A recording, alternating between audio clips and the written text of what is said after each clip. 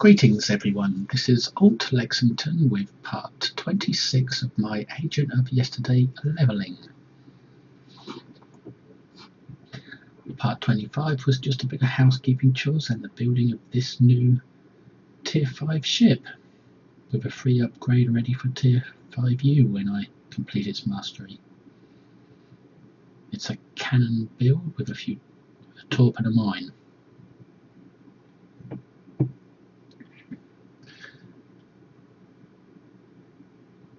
While I was between the last video and this video, I went over to another character and earned some sponsorship tokens for this character's reputation and put them in my account bank. So now I'm going to beam down to the academy and claim those sponsorship tokens for this character's reputation, which means a visit to the account bank.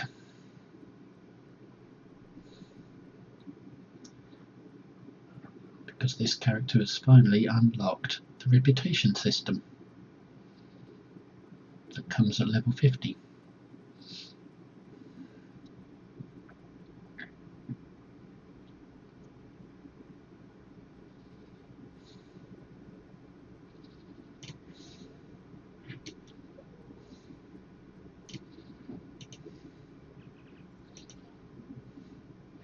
There we are, the account bank, and the remaining 4 sponsorship tokens that I need to make my reputation leveling go faster. Excuse me while I clear my throat.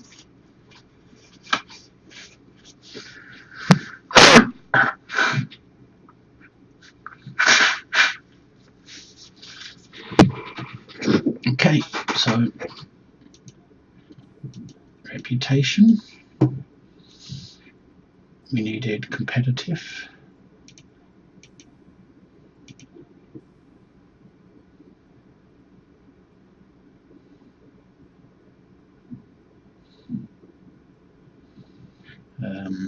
Lucari,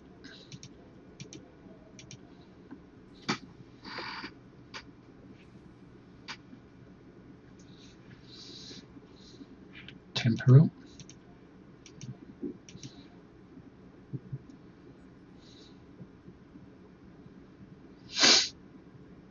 and Task Force Omega.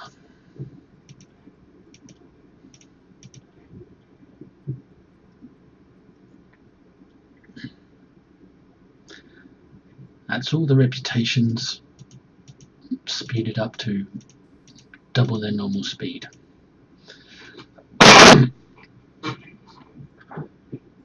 While I was away, it looks like some duty officer assignments completed.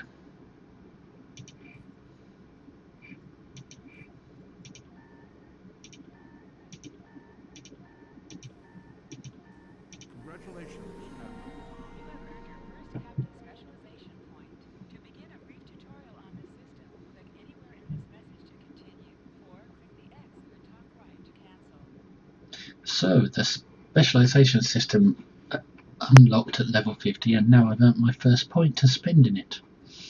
We'll go through this tutorial just to see. Your list of available specializations can be seen here.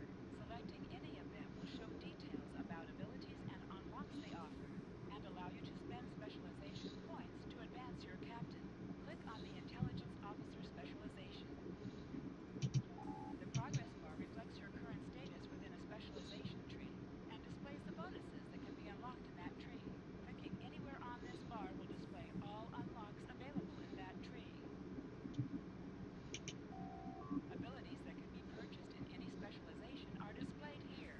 Selecting any ability will show more information to the left. You may need to scroll down to see the higher tier. While any ability is selected, click the Accept button to purchase it.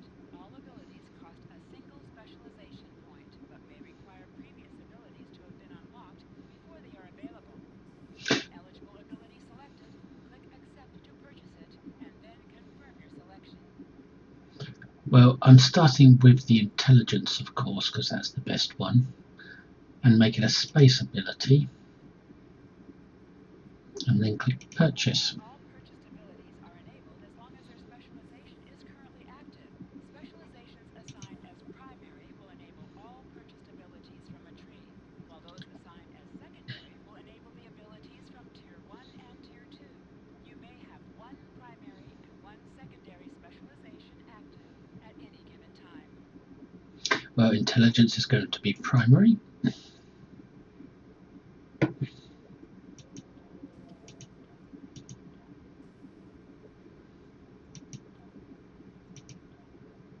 It's not clicking right. Any unlocks you have earned are permanently enabled, even if their associated specialization is inactive. Additional abilities may still be purchased from a specialization regardless of its status as primary or secondary, but will not be enabled unless a specialization is made active. Additional specialization points will be earned each time your skill point bar is filled, even after you reach maximum level. If you have purchased all available abilities, additional specialization points will be automatically converted to dilithium ore.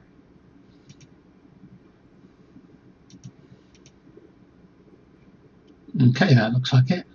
Now we want strategist to be secondary and intelligence to be primary. And we've now got our first intelligence point. These are passive abilities that just happen in the background. Sometimes you get an active ability which has a clicky that goes on your toolbar, but I won't have that for a while yet. Now, as for the reputation system, hang on, let's finish these duty officer ones first.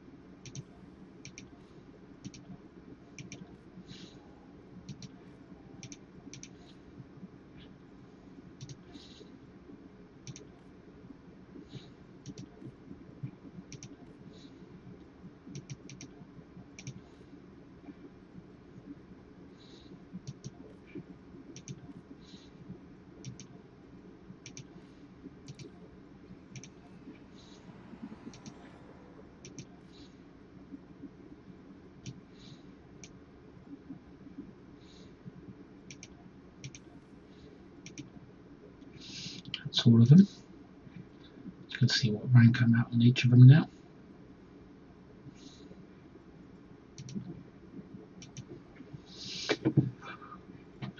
Now what we do is we begin the reputation projects. Well, each one of these gives 5,000 now that they've been sponsored. So select, I usually put a 5,000 here, which is the daily, and another one here for when that finishes. And then down here I do the 400 ones, which are the hourlies.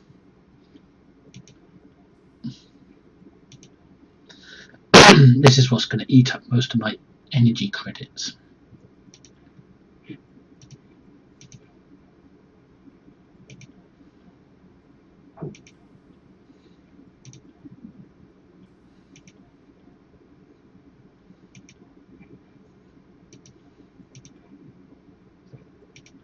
$5,000, 5,000 dailies. Now the hourlies, 400, 400, and the same on every single one.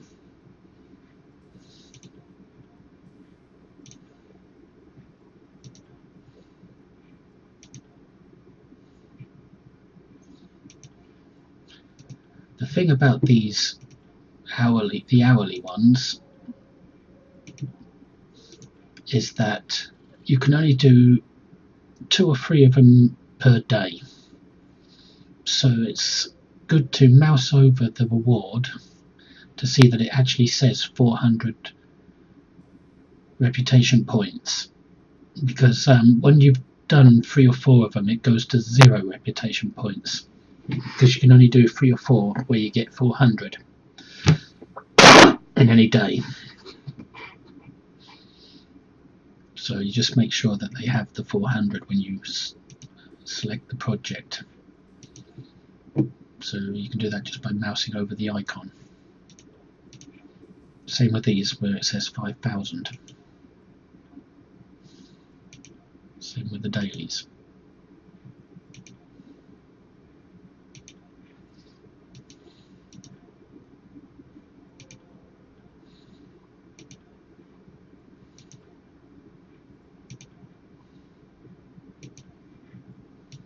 It's also to make sure you're not coming across any errors where you're not getting the right amount of points.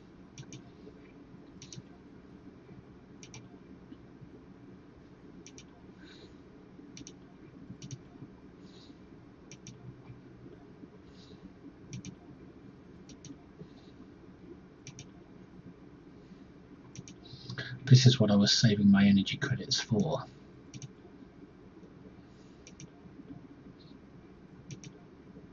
Well, I was saving them for later on in the game. This is later on in the game, so I'm going to start using my energy credits now on these things.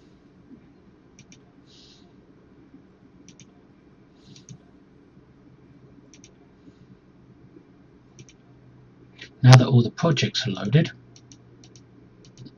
I can start filling them. Well, I'm going to start with Nukara, so to make sure that I don't run out of energy credits before I get to Nukara.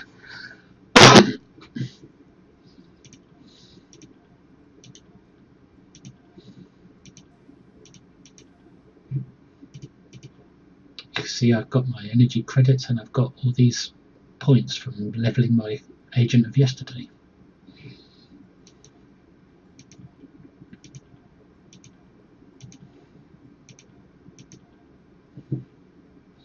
That's Nukara. The next one I want to make sure gets done is the Terran.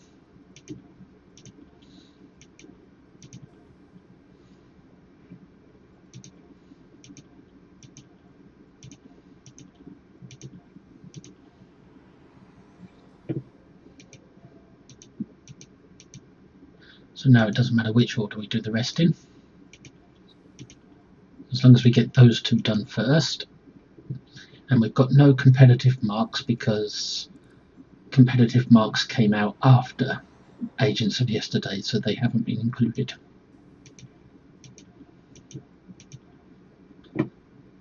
So those will have to be earned at a later date.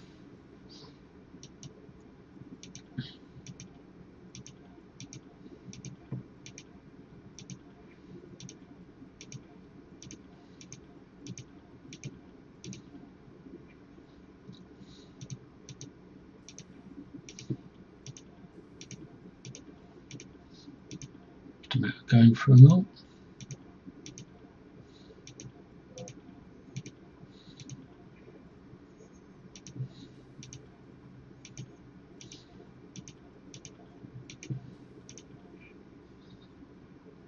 Leveling these up can be quite pricey, but they're worth having because they increase your damage output and provide you with some good gear you can get as well. Give you access to good gear.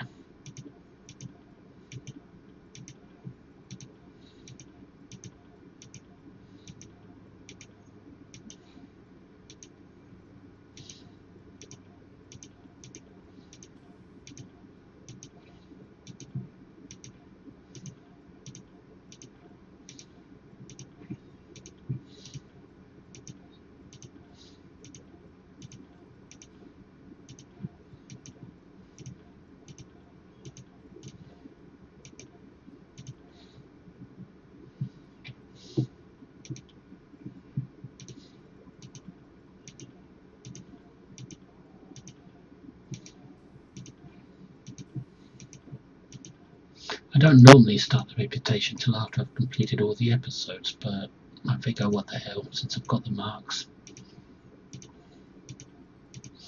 And I can't fill out Lucari marks either, just like competitive. I can't fill out Lucari marks because they came out after Agents of Yesterday did.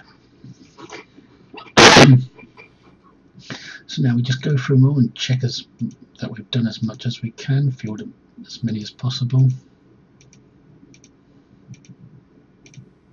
Yep. So now these hourlies will be finished in an hour's time, so I'll be able to get on to the next project. And you get a little bit of dilithium for doing them as well, I believe. Also, for each one you complete, you get one of these boxes, which gives you access to better gear. These boxes are samples of the kind of gear you'll get from unlocking reputation stores. These stores here, the button's grayed out at the moment because the store isn't unlocked. But these boxes contain samples of what would be in the stores, the various store for each reputation. For example, I've got Nakara stuff here from the Nakara store, Terran stuff from the Terran store, Omega stuff from the Omega store, and so on. And all you have to do is double click them to collect the gear.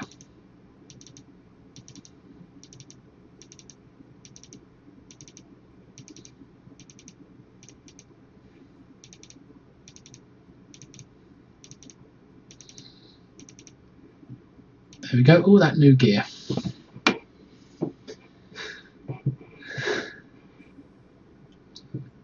Just for that.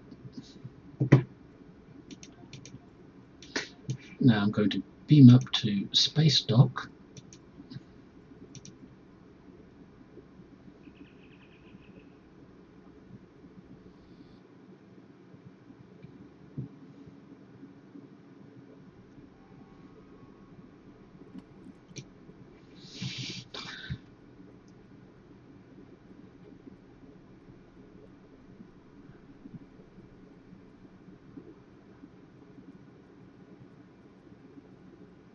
Because I've got two items here that I want to put onto other ships to get them out of the way of my inventory, these two.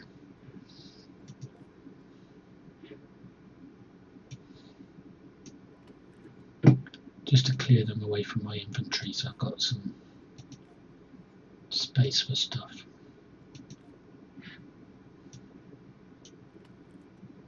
Yeah, that's them out of the way.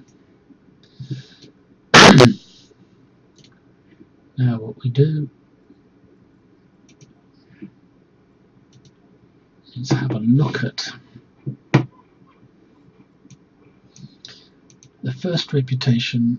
Is locked until you reach 5,000 points, so it will take until the daily is done to unlock the first tier of each reputation, and then the store will open with the first lot of supplies that you can purchase. But for now I've got all this to choose from. A Romulan plasma turret. Notice it's not just a straight plasma turret. It's a Romulan plasma turret because it comes from a Romulan reputation, which means it's slightly better than a standard plasma turret. I wonder if I've got a plasma turret I can compare it to. Let's have a look.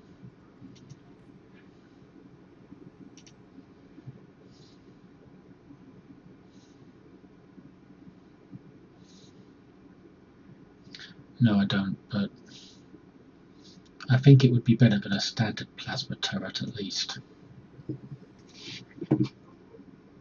Same with a refracting Tetrion cannon. I think that comes from the Nukara reputation, and so does the beam.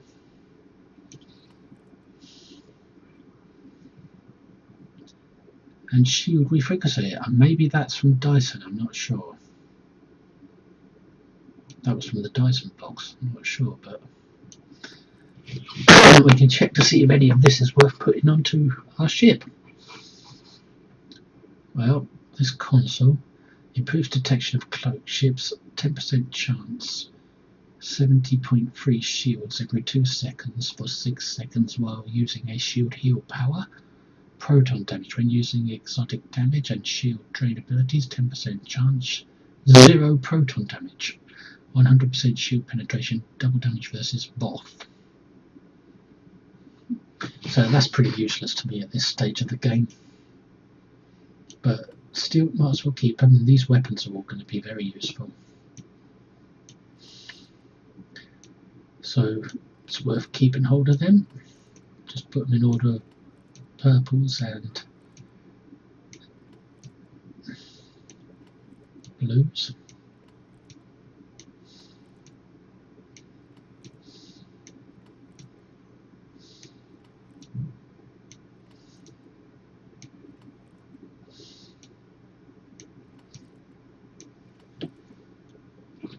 Now the question is, do I want to equip some of these weapons onto my characters, or do I want to go with with the rubbishy gear I've got now and wait an hour till I get another load? I think I'll wait an hour and just go with what I've got now.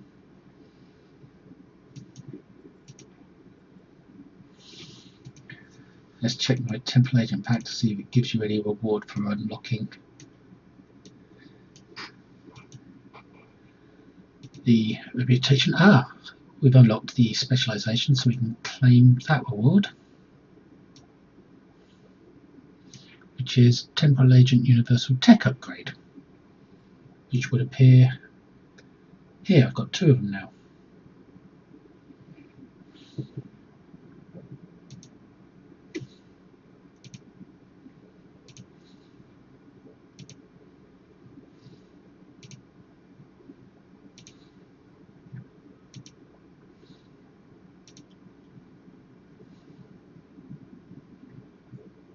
So that's that.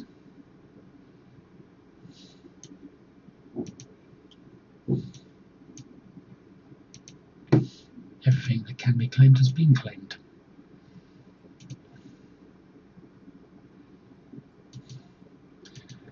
You see, I was at over 4 million, now I'm down to 3 million, but so it can be costly to do the reputation system, but it is very worth it. Because not only does it give you access to better gear,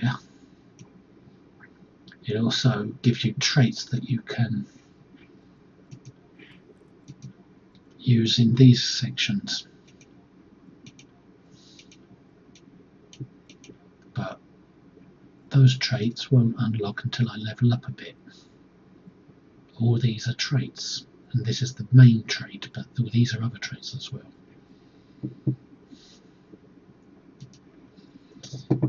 New duty officer, speak with Lieutenant Ferrer. Hail Starfleet. Federation Vice Admiral Duty Officer Pack. And there we are, duty officers. But do I have space on my ship for them?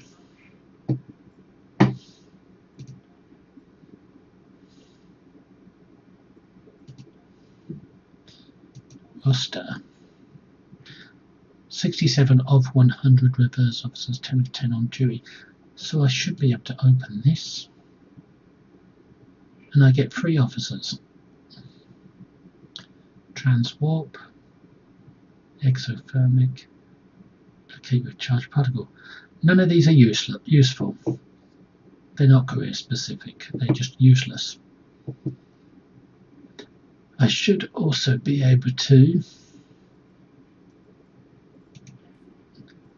collect one of them. I still can't collect the colonists though.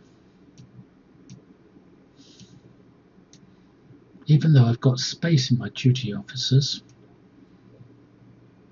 I can only have 20 passengers at a time. So I will look at my fleet, the fleet I joined in a previous video, and let's see if they need any duty officers. No. No.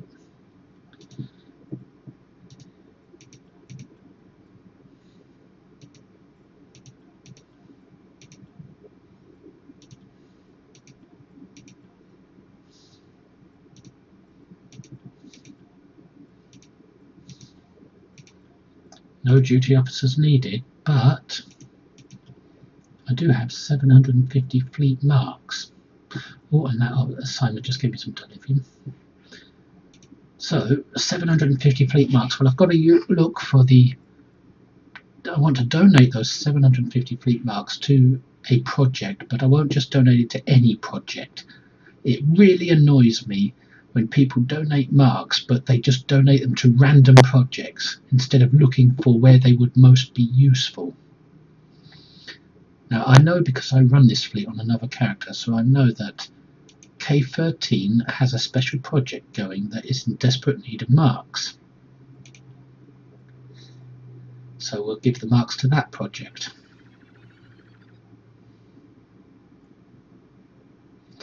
So many times people who donate marks to my fleet will donate them at the first available project they click on, instead of checking through the projects to find out where the appropriate place to donate them where the best possible use of their marks would be. And currently, at the time of this video, the best possible use for fleet marks is the special project for K13 that's going to upgrade it to Tier 2.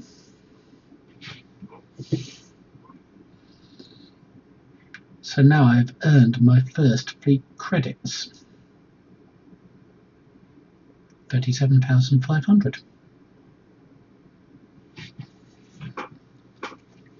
And I've helped the most important project that's currently active.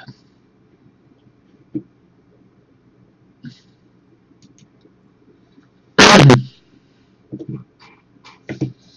wonder what rank I am in my own fleet. Did I promote myself up?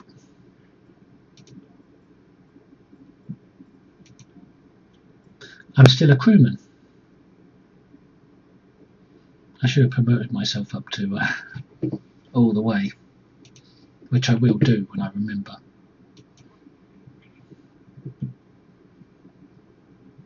So all these colonies are pretty useless to me until I can find a way to donate them to my fleet. That's if you can donate them to fleets.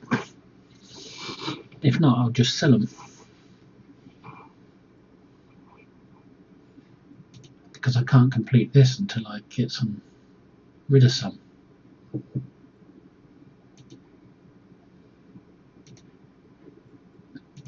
Now I wonder, do you get anything for donating to your fleet for the first time?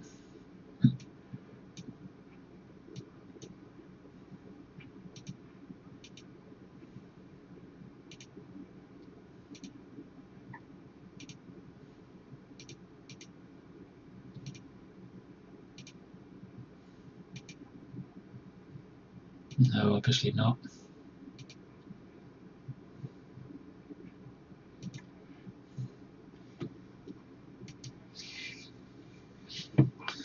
But still, that's the housekeeping chores done.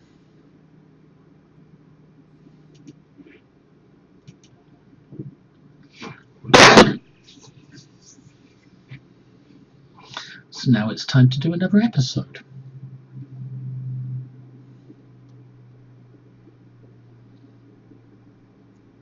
And let's have a look to see what the next episode will be.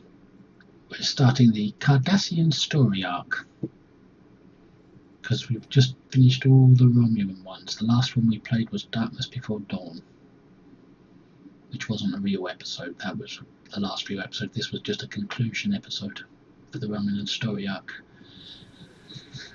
But now we're doing the Cardassian Struggle story arc, which means Lost and Found. Deep Space Nine guards the gateway to the Gamma Quadrant. You've faced many challenges already, but are you ready for what you will find at Deep Space Nine? Contact Admiral Jor-El Quinn. Okay. Commander Sarish Minna of Deep Space Nine has requested your assistance with a delicate matter involving Cardassia invasion. And this isn't a proper episode. This is just a prologue to the story arc, by the looks of things, even though it's cast as an episode. Accept. Exit. So we've got to go to Deep Space Nine. Now, that means leaving Earth's solar system.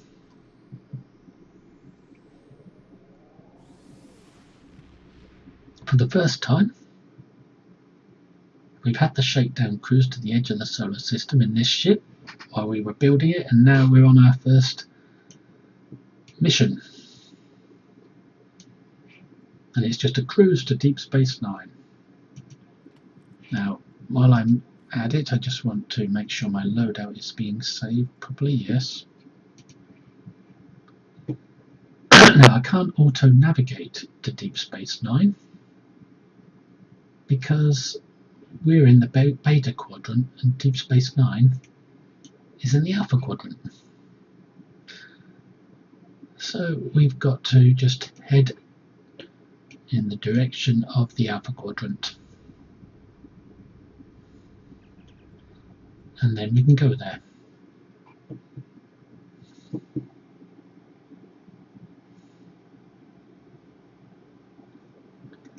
I think we've been in the alpha quadrant before. I believe it was to go to the dilithium mine because we got a dilithium voucher from the as a temporal agent award.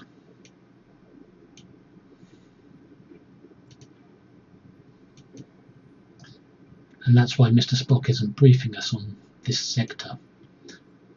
But now we can auto-navigate to Deep Space Nine.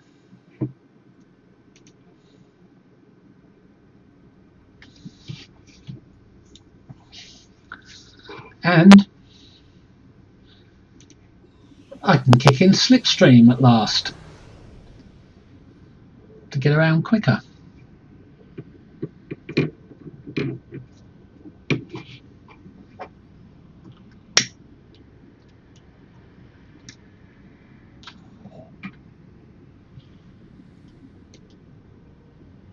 The Defiant goes to Deep Space Nine.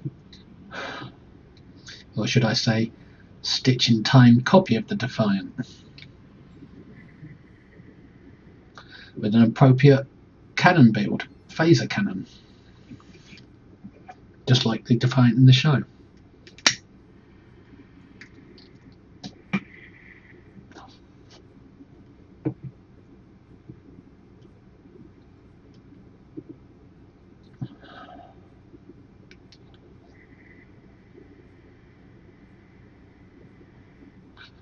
Transwarp runs out pretty quick. Well, sorry, quantum slipstream runs out pretty quick.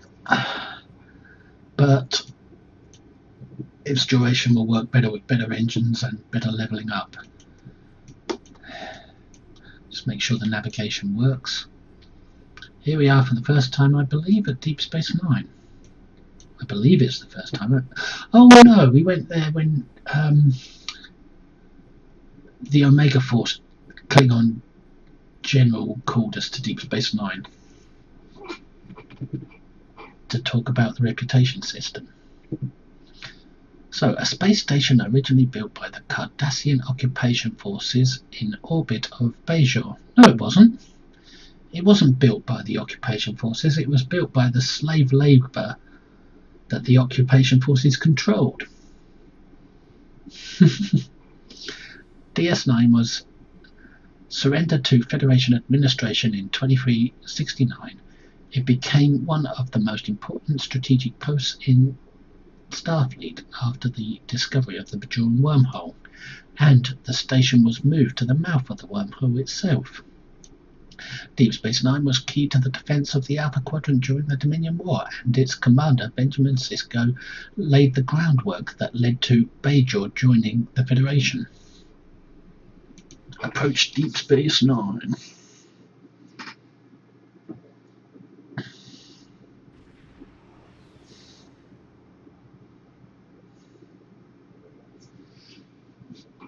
And here we are in a very brightly painted ship. I'm starting to regret that. And would you look at that green ship up there? That's one of those big Enterprise J Universe class ships. It's a bloody good ship, that kind. Got one myself on the main character. It's a hell of a tank, and it can hit some DPS too. It's surprisingly manoeuvrable for its size. Oh, yeah, there's the wormhole opening. So we've got to report to Commander Sharish Mina.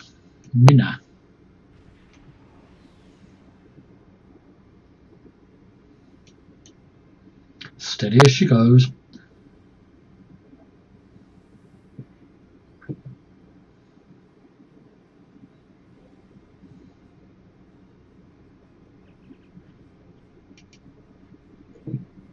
This is Deep Space Nine Station Control. USS Stitch in Time H. We are ready for you to dock. Continue. Dock.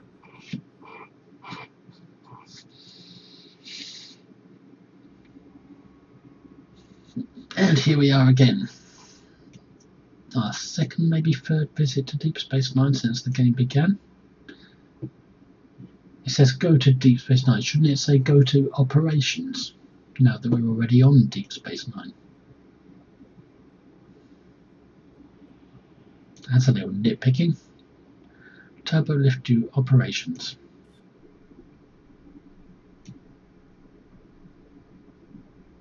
And I think she's up here. Yep, there she is.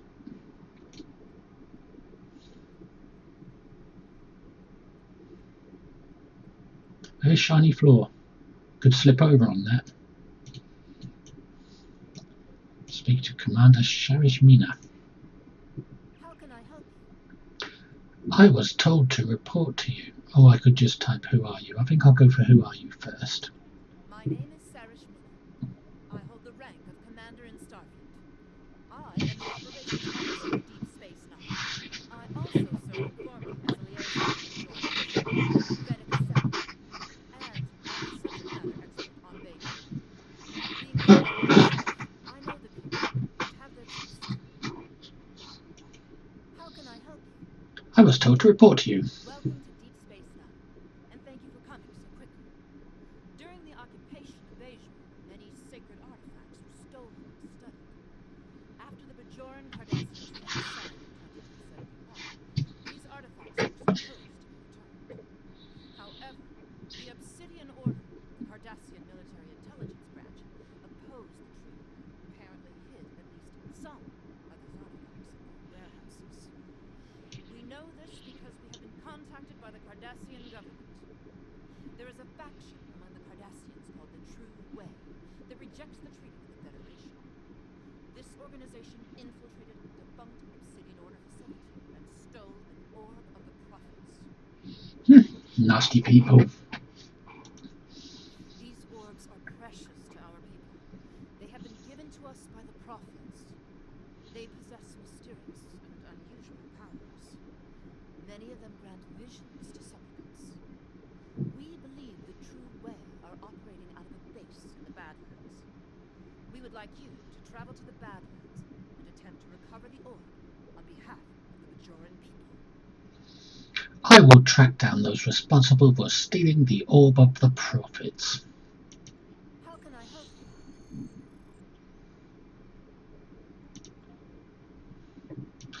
Now, did I have to click that episode, or will she automatically hail me and give me the episode? Yep, she did. The Obsidian Order failed to return after the war. Although we don't know for certain where they've taken it, we have been getting dozens of reports of raiders hitting civilian ships near the Badlands. Starfleet intelligence believes the raids are related to True Way activity in that region.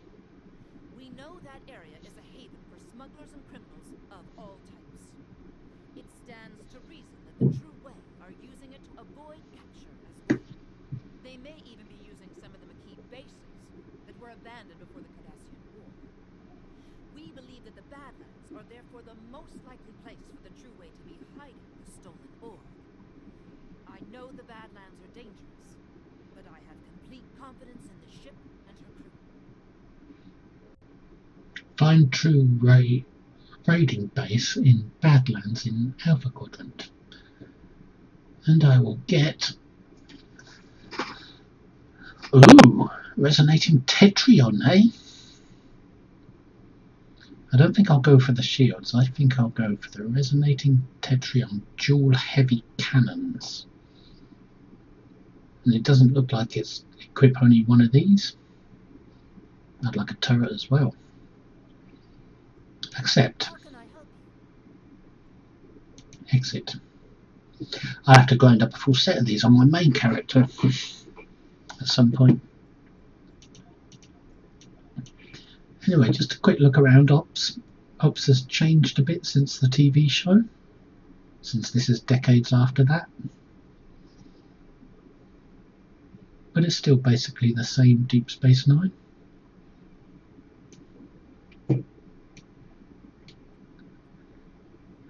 And Captain Sisko's baseball is still there, but this time it's covered in a nice display case.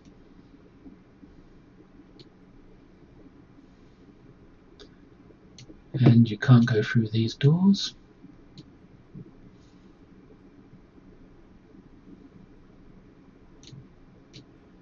They look like they're made of latinum.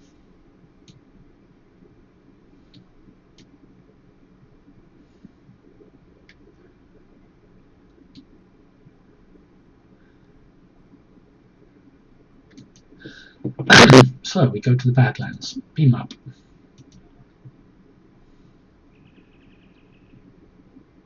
Ominous Gorn standing there.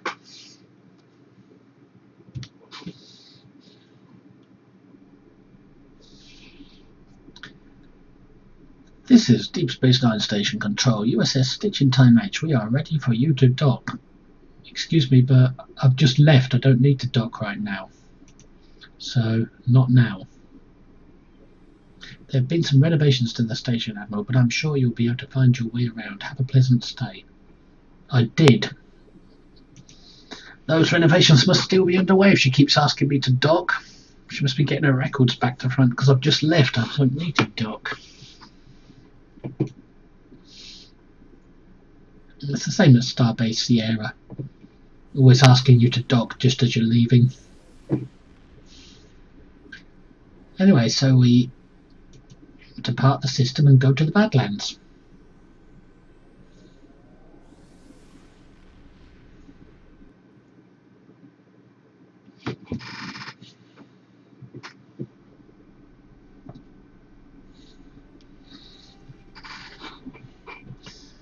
Auto navigate. That's if it will let me.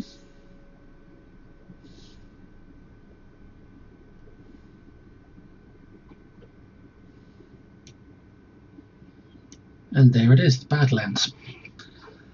We're doing the second episode of the Cardassian Struggle now. Spoils of War.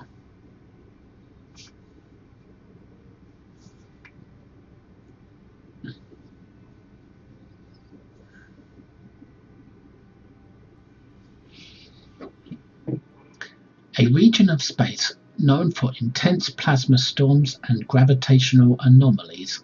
The plasma storms make starship navigation in the area extremely difficult, and most captains avoid the area. In the 2370s, the Marquis used the Badlands as a staging area and hiding place during their campaign against the Cardassian Union. Now the true way is reviving those tactics in their fight against the Federation. Begin Spoils of War.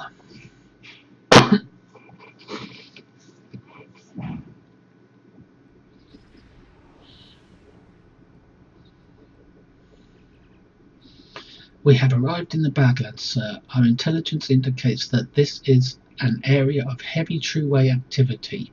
However, the plasma storms and gravitational anomalies interfere with our sensors. We will need to search the Badlands for signs of true-way occupation. I am receiving a distress call. Acknowledged. To any ships in the vicinity, I am under attack by a group of Cardassian ships identifying themselves as the True Way. Please, render assistance immediately. Set a course for the freighter.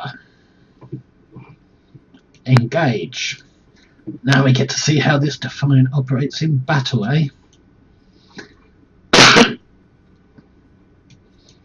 I won't rush the engines too hard, because that freighter can take it.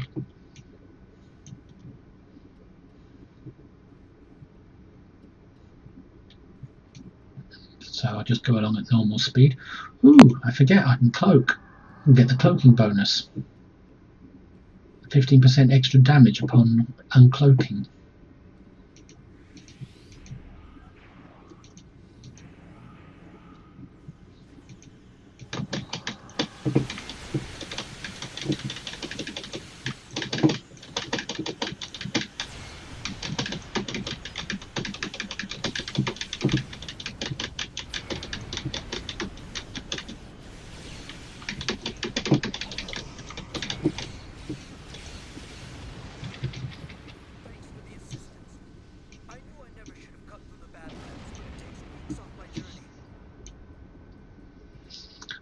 What happened? I was just hauling my cargo through the Badlands, and I passed some strange anomaly.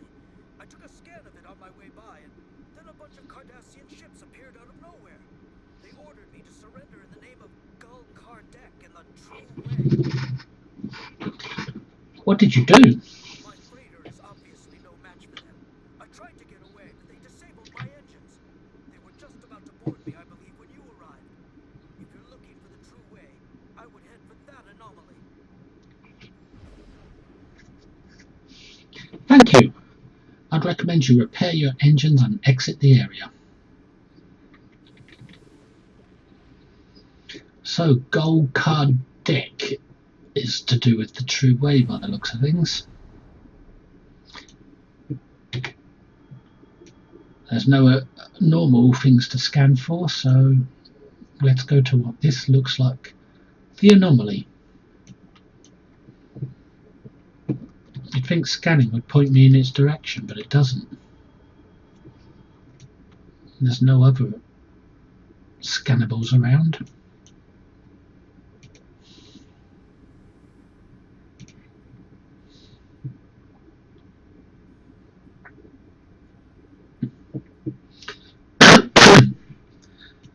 God, this character is withdrawing. He's not got enough things to scan.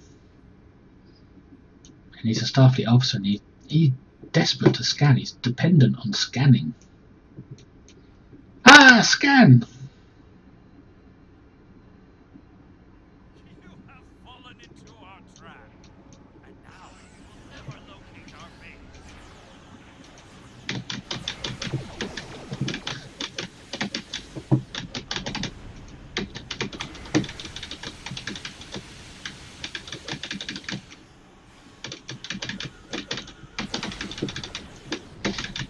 Ah, the cannons aren't firing fast enough.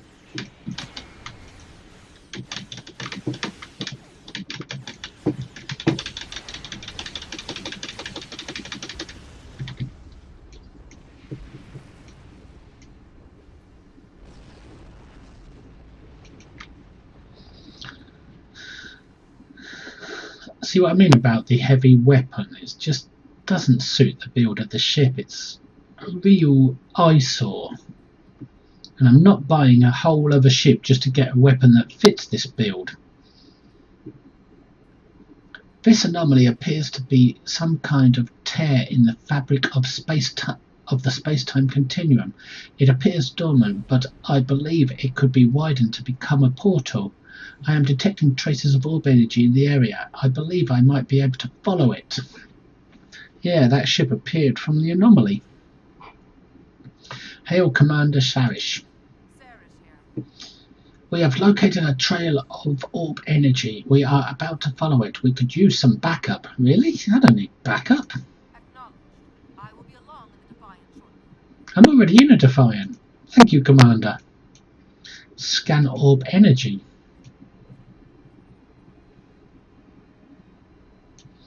Trail appears to lead to that moon. What, this one? Well, come on then, Sarish. Where are you? It's only a short hop to the Badlands.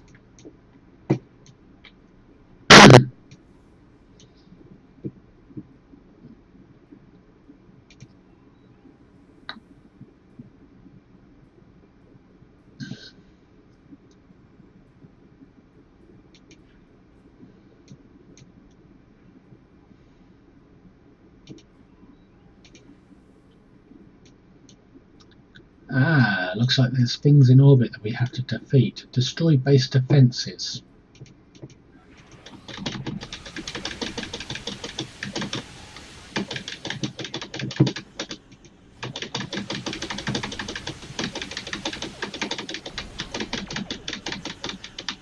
Bruised Bulwark.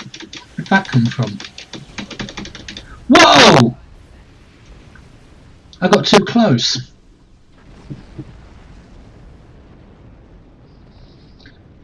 The Cardassian explosion took me out as well.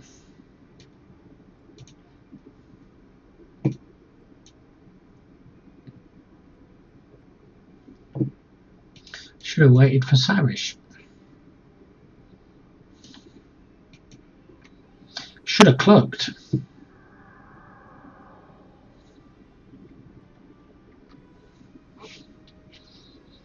Must remember, this ship isn't mastered up yet.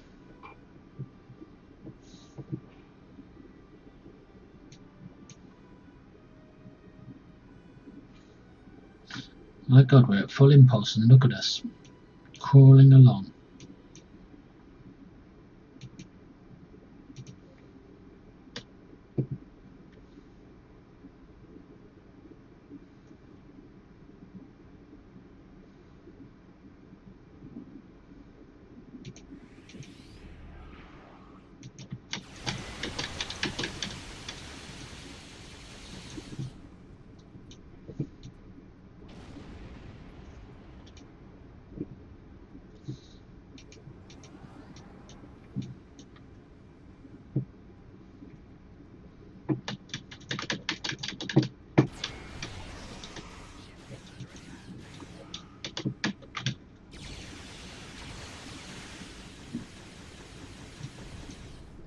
I've got to get used to flying a ship that doesn't have a keybind.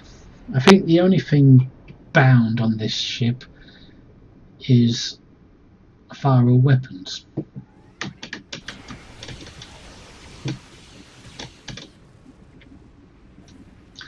Because when you create a keybind on one character, it works on all characters.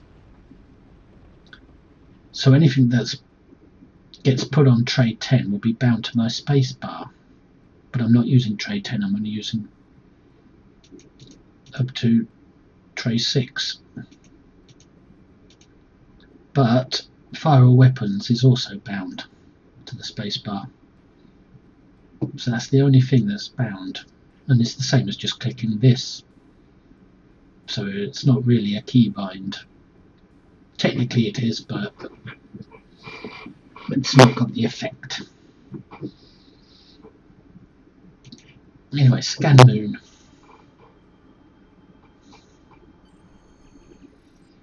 Scans indicate this is a true-way moon base.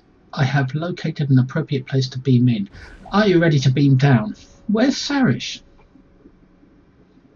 Beam down.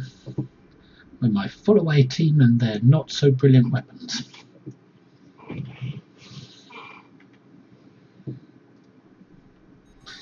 I don't believe I've got a keybind that works for ground.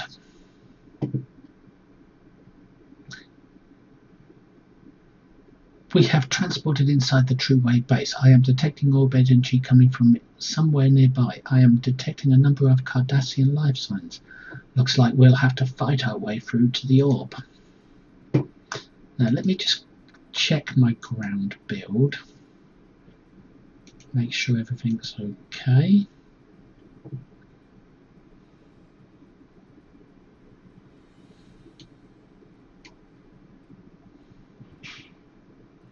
Yep, everything looks normal.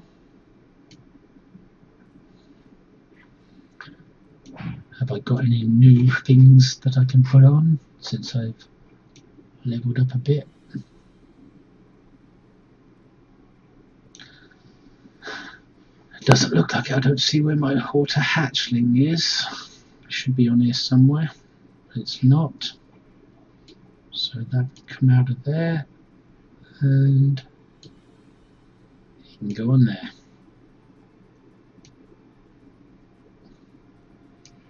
Lunge.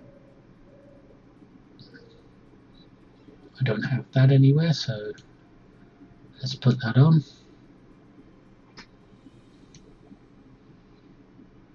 Overwatch, grenades, stealth, tactical initiative.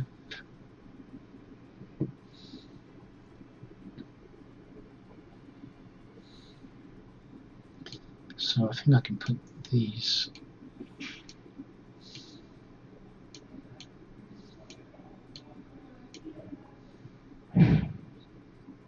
like so.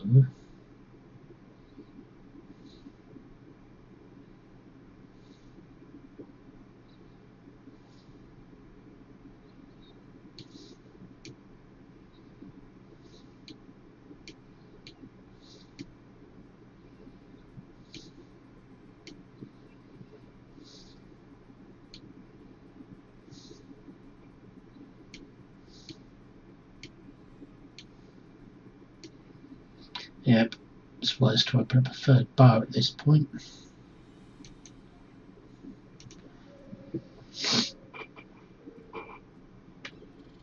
Okay, so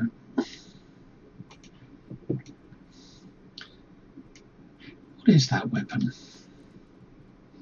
Disruptor compression pistol. Okay. Let's kill some bloody Cardies. No anomalies. There's a temporal probe here somewhere. Picking up chronal distortion. There is a temporal probe nearby. Hostile parties have entered the base. All forces move to high alert. Let's get these ones first.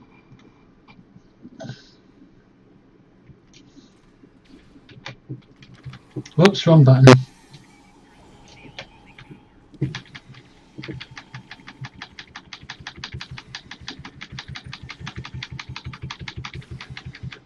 Wow, not a bad weapon.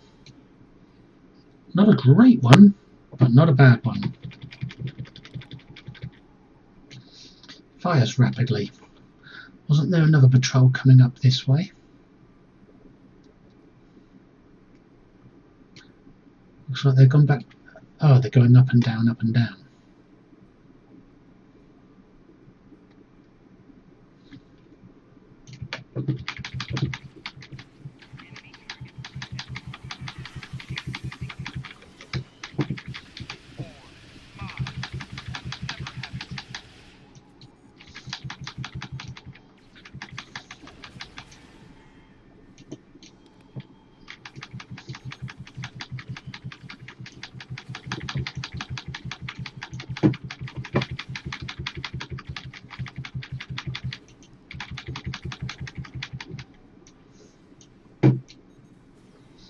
You think I would have learnt from Arena of Songpet to actually press some of my clickies.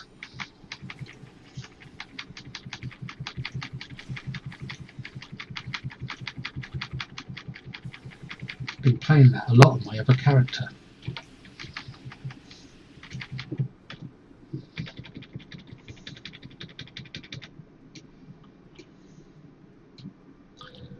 Looks like my crew are surviving better than I am.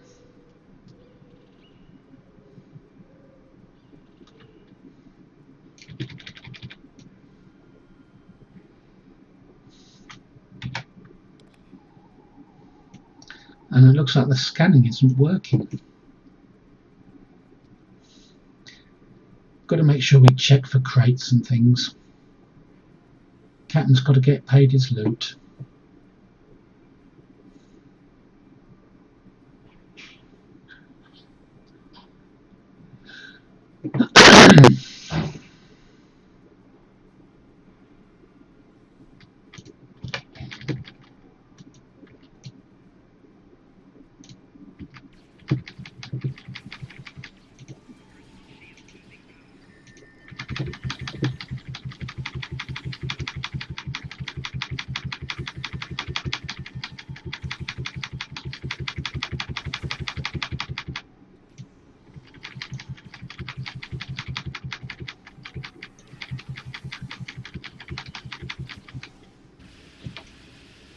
It's a bit late tonight.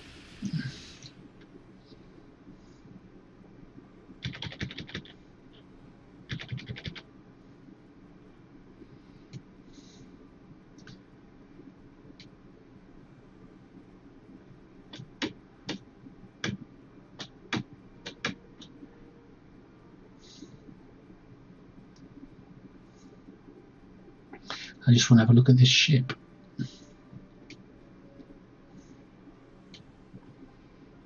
It's a very unusual design for Cardassian. It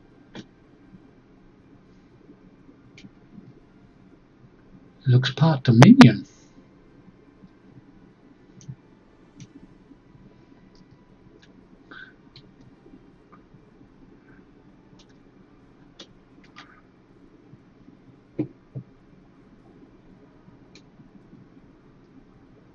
Looks like they've improved this episode since I last played it. This metal grid out beyond the force field wasn't there before, I don't think, if memory serves.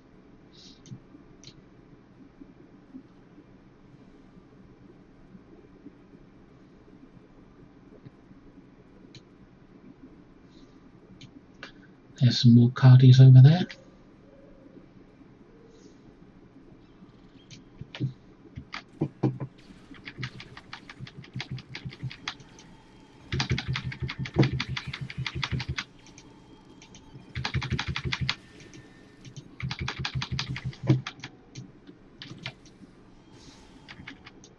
What are you shooting at, Stabbing Blog? Someone trying to flank us.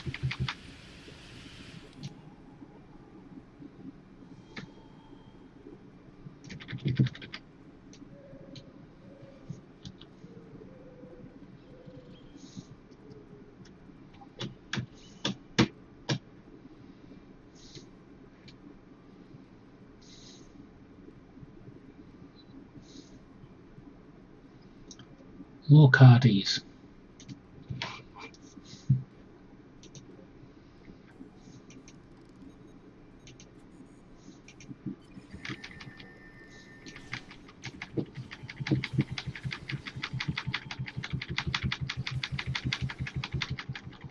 This weapon's not that good.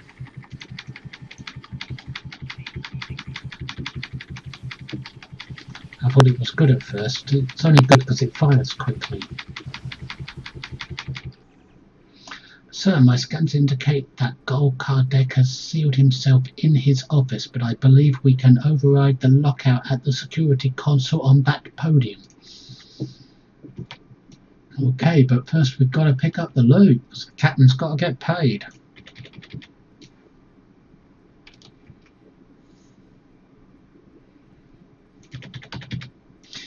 And we've got to remember there's a temporal probe somewhere, so let's have a look around just to see if we can spot it anywhere.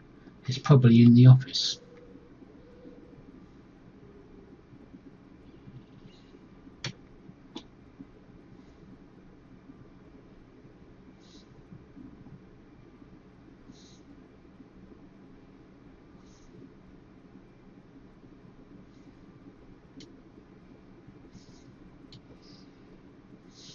I just want to try something.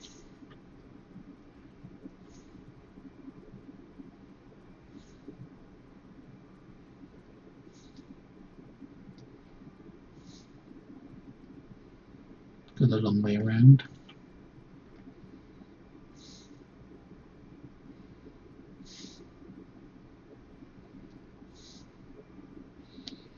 Something I just want to try.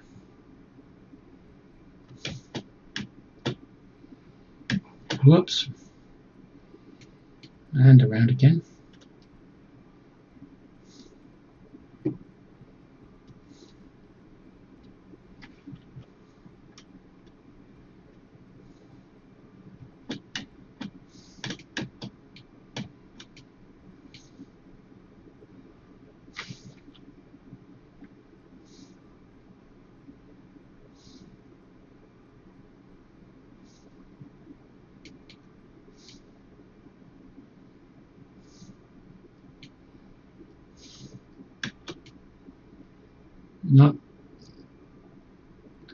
Nothing to have here,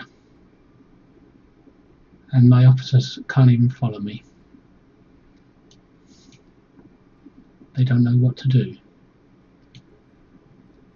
but I do. Okay, that didn't work. I just wanted to see if there was an accolade or something up there.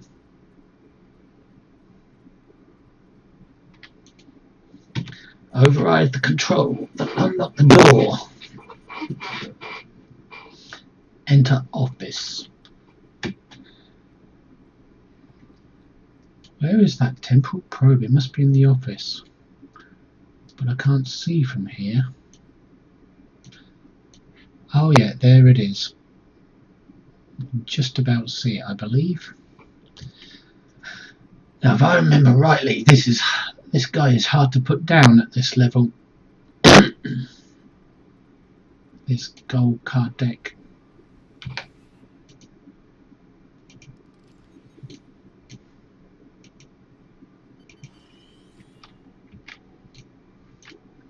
Oh, come on, don't tell me you have to talk to him first. That spoils all your buffs and all your setup. What's the point in giving us buffs and things if we can't use them? This orb is the propaganda Cardassian government. The true Cardassian government. The true way. And you can't have it. Guards! Fools, you will never defeat me.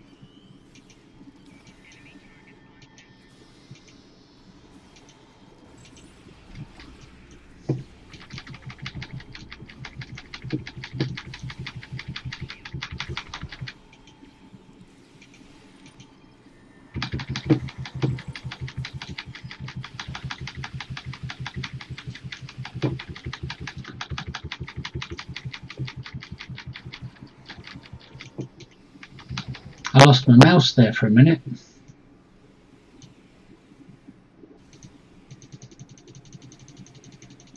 Come on, crew. There's someone still alive. You've got to help me. No? You're not coming, stabbing blog?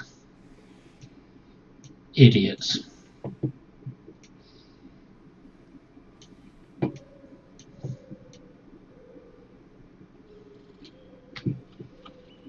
They're all getting their tribbles out.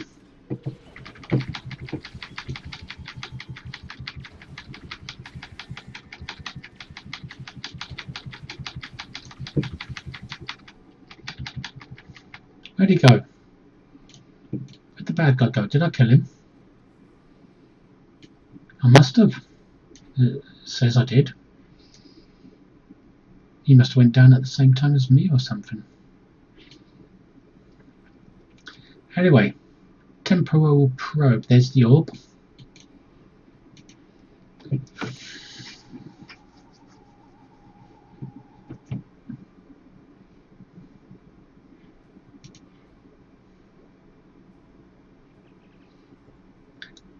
Test different combinations of digits until you find the sequence that matches the data key. Okay, test 0 back. Change a digit, first digit, change it to 1, test. It's the right digit in the wrong location, so change first digit to 2, test. Wrong. Change first digit to 3, test. Back, change first digit to 4, test. Back. Change first digit to 5, test. Alright, the first one is 5. Change second digit to 1, test. Change second digit to 2 and test. Change second digit to 3 and test.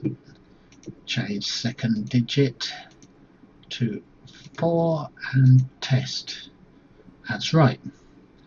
So it's change third digit to 1 and test. That's correct. Change fourth digit to 1 and test. Done.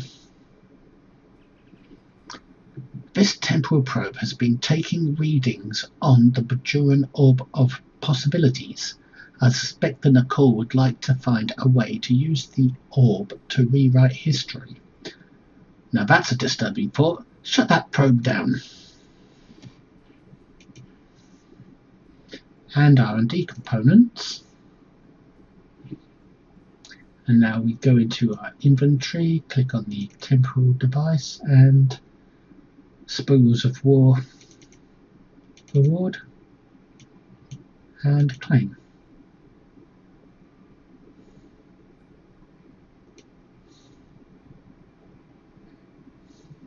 Yep, we got it. And as usual, we go for Nukar marks. It's still only 25 marks. You'd think they would have upped it for each story arc.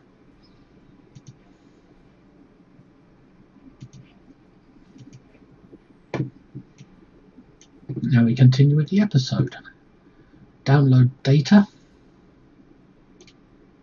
which is probably on this side.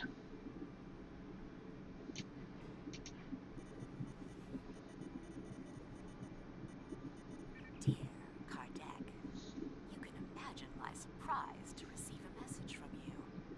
I must commend you on the clever way you opened a pathway to our universe. We shall make good use of it, and you have our gratitude. If we can ever return the favor, let me know. Regarding that other matter you speak of, while we certainly share your detest for the Federation and are willing to assist you in opposing them in theory, there are certain territorial issues we will have to iron out before we feel comfortable committing military forces. Perhaps we can arrange a meeting in the usual place. Ooh, Lita from the Mirror Universe. I like Seela's character a hell of a lot, but I prefer Lita. She's even better. Yeah, I think they're about the same actually, but Lita just has that hot sexiness about her that, with the shorts and everything, that Seela doesn't have with that Romulan silly top uniform top thing. Lower force field.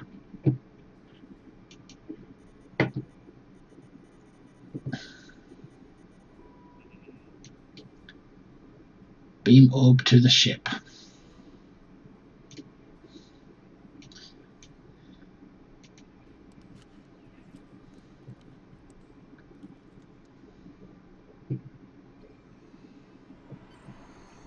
And we're done.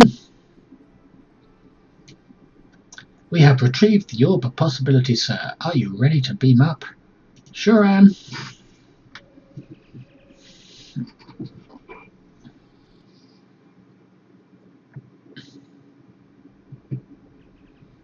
Sir, incoming hail from Commander Sarish. It's about bloody time she arrived.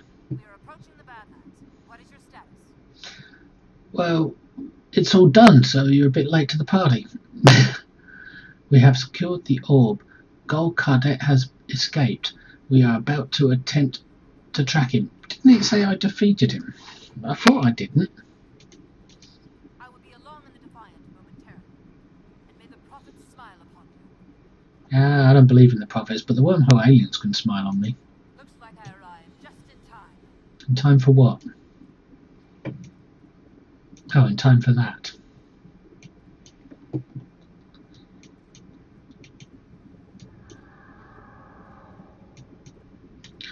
Lure them in.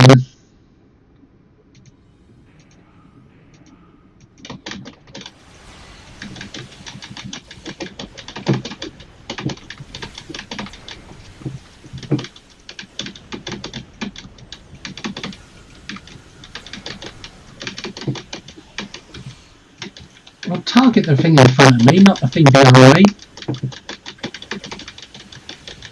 I hate it when it does that.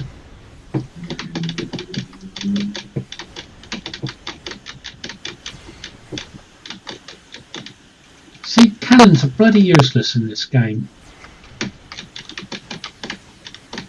Especially when you're not using endgame engines.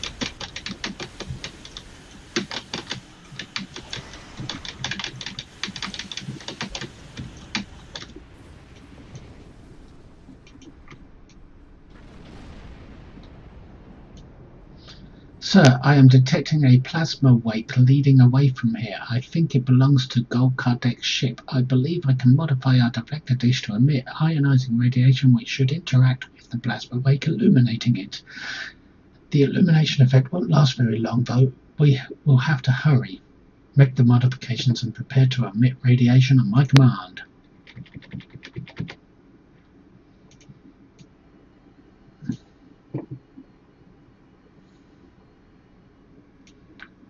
And there it goes, straight to the anomaly.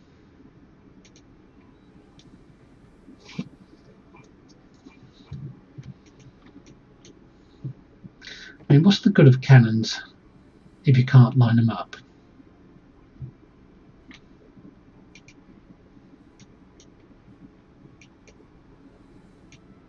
Same with torque builds.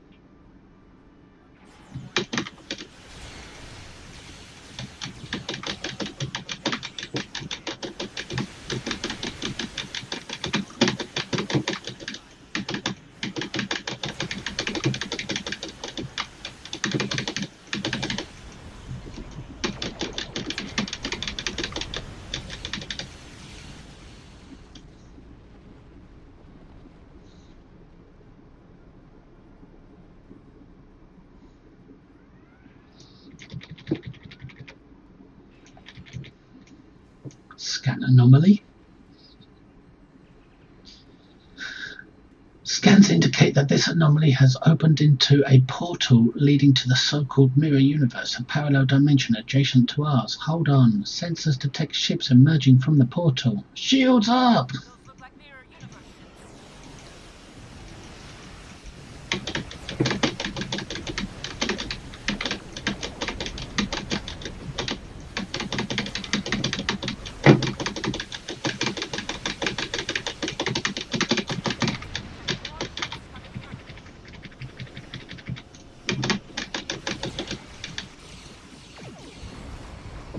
Haven't got time to do anything when you're this slow.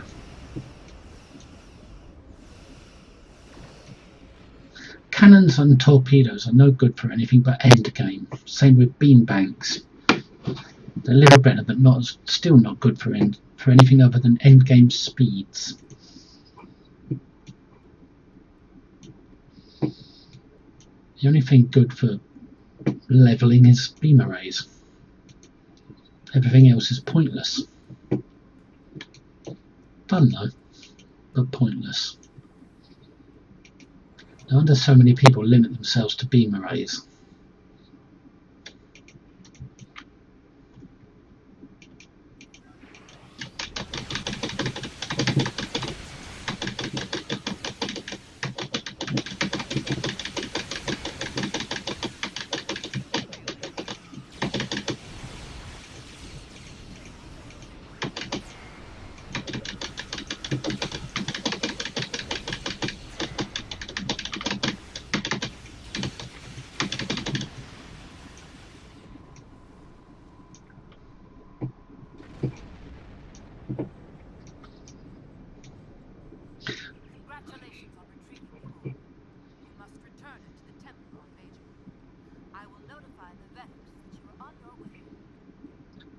Acknowledged. Are you ready to depart the system? More than ready after that episode. After this ship's pitiful performance. Still, I'm going to stick with it.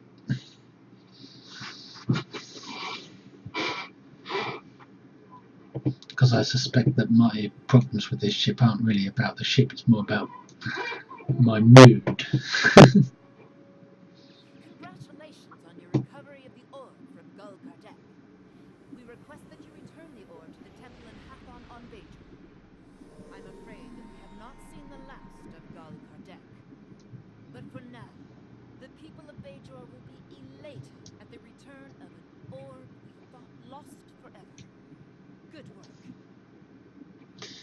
I don't know about elated. I mean, if I was a Bajoran and they said one of the, 10 orbs was being returned, I'd think, so what? As a Bajoran, I'd probably think, so what? Who gives a crap? I never get to see them anyway. They're all hidden away in some monastery somewhere. There's only 10 of them. There's not enough to go around. Anyway, resonating Tetrion cannons. How can I help? Congratulations, Admiral. And I figure we might as well go on and play Jabberwocky. What the hell?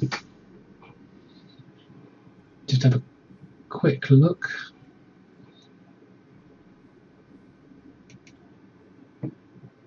Have a quick wait for a moment. You have There we go. the orb of possibilities from Bel Kardec. No doubt you are being pursued by true way forces. You must return the orb to the temple in Hathor. I have notified Vedic Prim. She is waiting for you in the temple. Return the orb of possibilities to the temple in Hathor on Bajor. And what will I get for this? Augmentation armor, energy dampening, polyweave, or personal shield.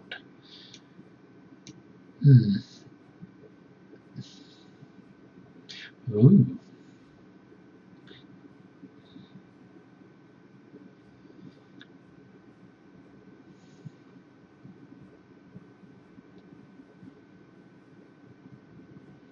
I think energy dampening would be the best. So I'll accept that mission. Now before we do that mission though, let's have a look at what we got. We got this. Resonating Tetrion dual heavy cannons. Can put another one of them on. And since I think I'm out of batteries, I might as well put these on.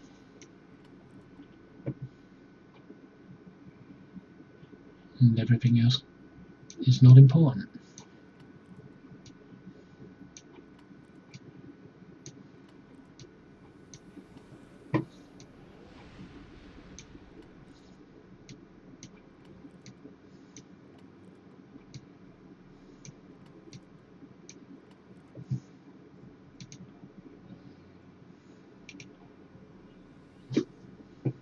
I remember the days when you used to get a decent amount of dilithium for doing episodes.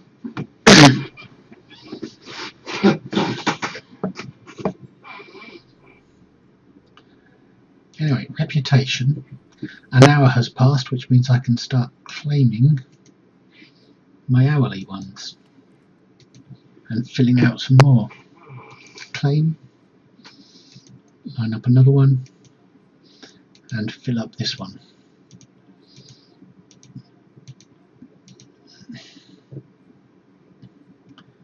Nukara, claim, line up another one,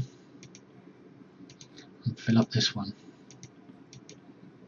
Sometimes it seems all I do is Borg red alert and Thorium red alert to get points for these things. Because it's worth the time trying to do it with the other PvEs, because the queues are always dead, so you don't have access to them.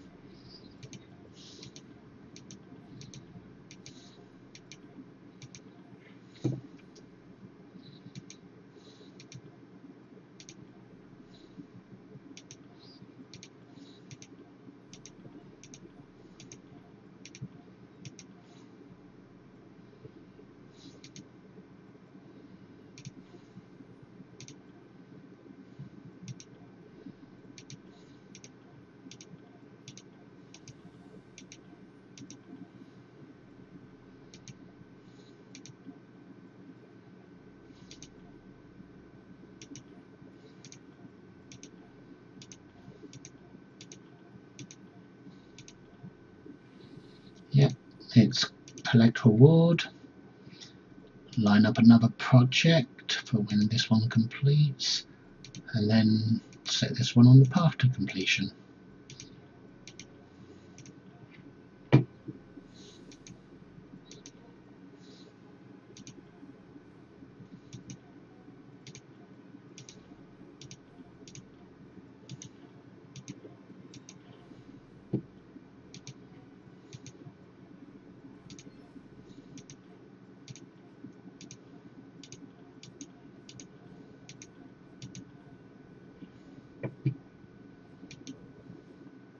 And that's it. Do that again in an hour. If I'm still online then. But for each one I just completed, I got a new box.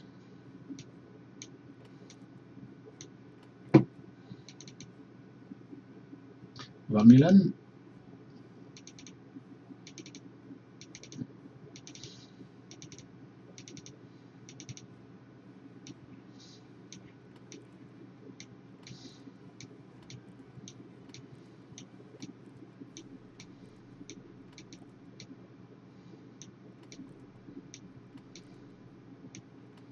Getting some decent beam arrays at last.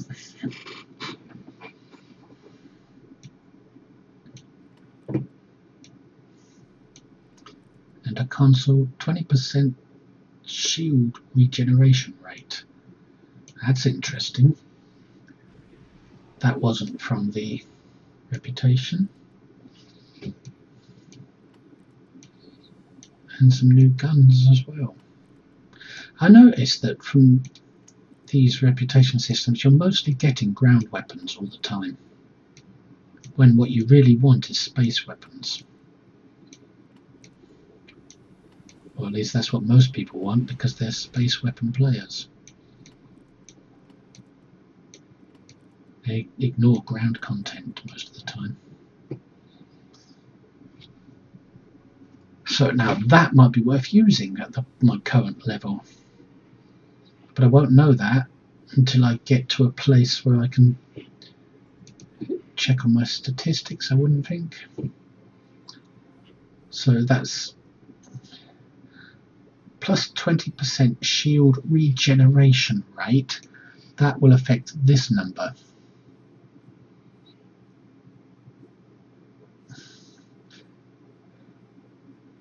That's 22.5% shield regeneration rate. So this common white console is better. 10% chance, 261 shields every 2 seconds for 6 seconds when using a shield heal power. Plus proton damage. When using exotic damage and shield drain abilities, 10% chance, 1000 proton damage.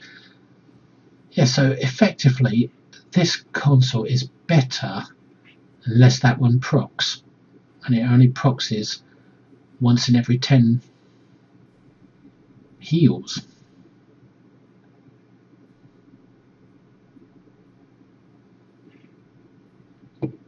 So this console is basically better. And it's not even a reputation console. So much for game balancing.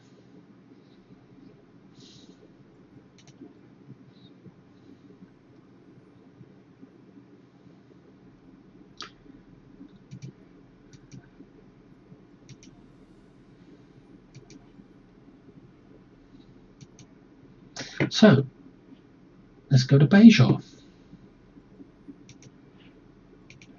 for the episode Jabberwocky.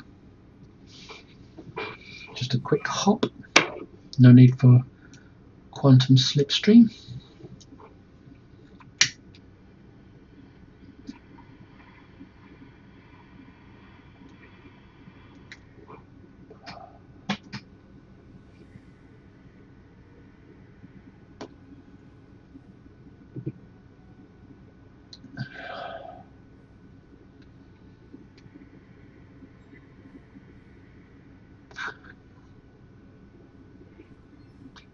Stop. Bajor, the home system of the Bajoran people. The system has 14 planets and there are 5 moons around Bajor, which is the home world. The Bajorans are a deeply spiritual people, and faith in the prophets drives much of who they are. They are also fighters, and when their world was occupied by the Cardassian Union, they launched a fierce opposition movement that ultimately drove the Cardassian forces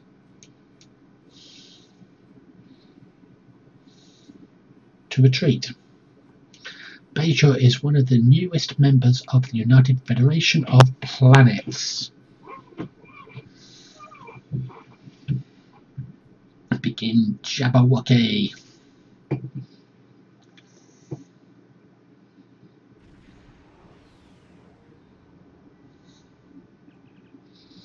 We have arrived in the Bajor system, sir. We are... Sir, detecting Cardassian warp signatures is the true way. They're hailing us. What, in Bajoran? Not only in the Bajoran solar system, but also in Federation space and almost in Bajoran orbit. On screen. Adjutant General to Gul Kardec. You are carrying stolen property belonging to the true way. Lower your shields and prepare to be boarded. Are you insane? We are in orbit of Bajor. We could have ships here in a moment. He has cut off communications and is powering up weapons. What are your orders? Hail Deep Space Nine. Sarah's here. Commander, we have been ambushed by the true way in orbit of Bajor. In orbit of Bajor? How could they? Sorry, I'm okay. I will borrow the Defiant and be there momentarily. Thanks. We will hold out as long as we can.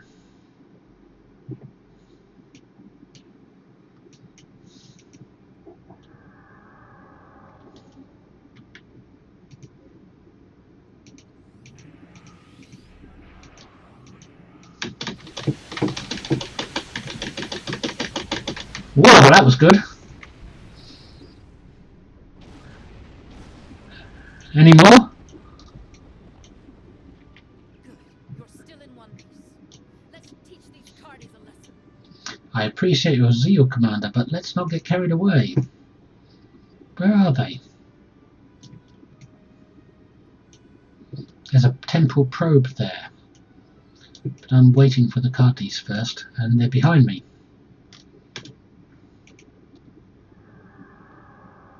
I wonder will the same trick work again?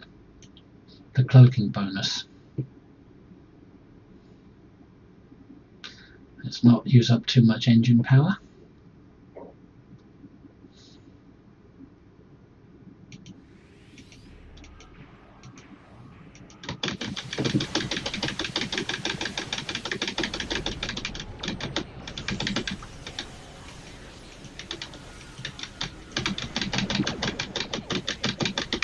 Alpha Quadrant Soldier!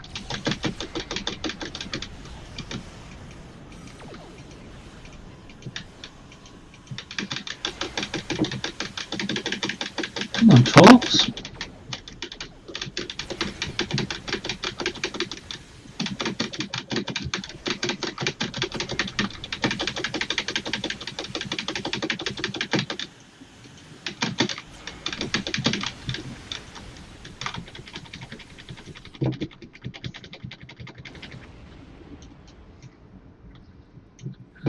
Okay. That's the last of them for now. I will remain in orbit while you return the orb, just in case. Thank you, Commander. Are you ready to beam down? No, I've got a temporal probe to have a look for. And I've lost it somewhere.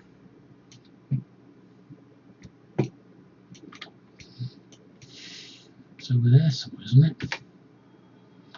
The scanner isn't working.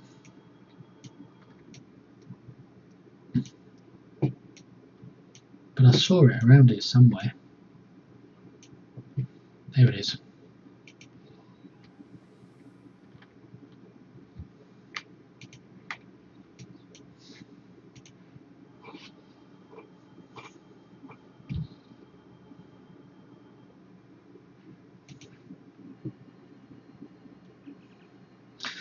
So everything add up to 15, so 9 plus 2 is 11, plus 4 would be 15, so that's 4.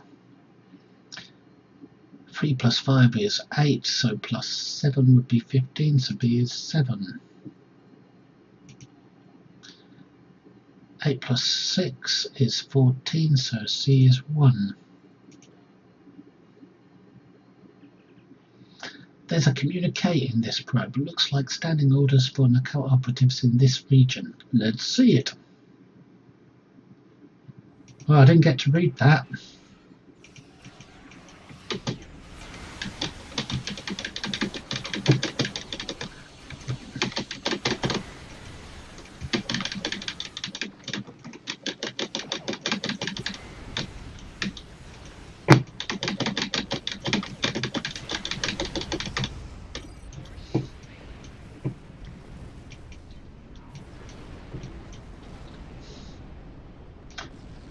I didn't get to see the communique.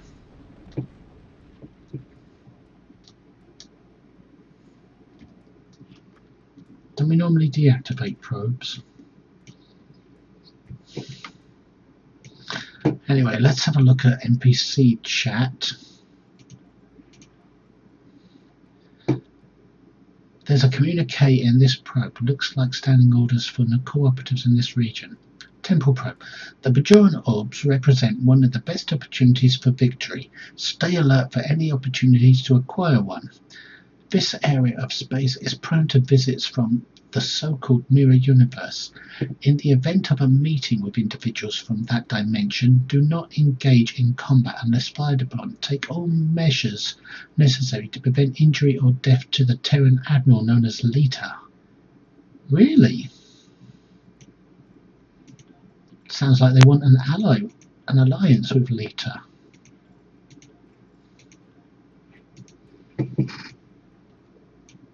Now we can go to our inventory, click on this to claim the award, and there it is.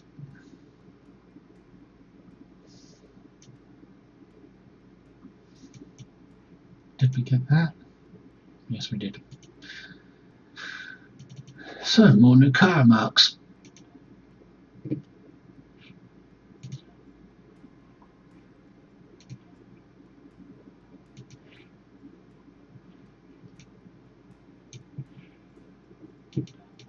And now we can beam down.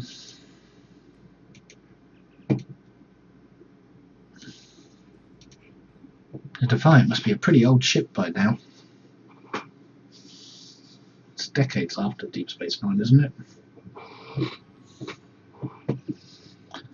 Vedek Kryn indicates she is waiting for you at the temple. Speak with Vedek Kryn.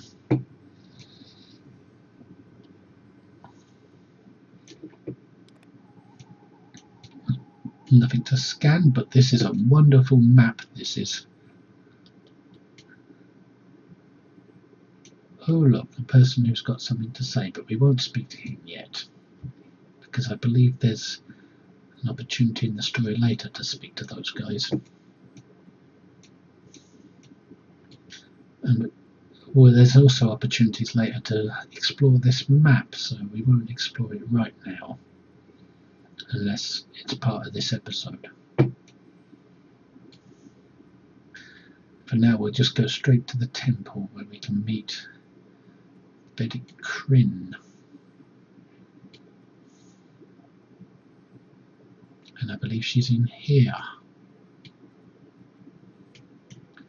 Yep, that's Vedek Kryn. How may I help you? I am here to return this orb to the temple. Wonderful. The prophet has smiled upon us this day. What was lost has been returned to us. You have done a great service for the Bajoran people today, and we are most grateful. It was an honor and a privilege to carry this burden, because it's bloody heavy. Please, place the orb upon the altar. With pleasure, Vedek Kryn, but you could have had a lackey do that.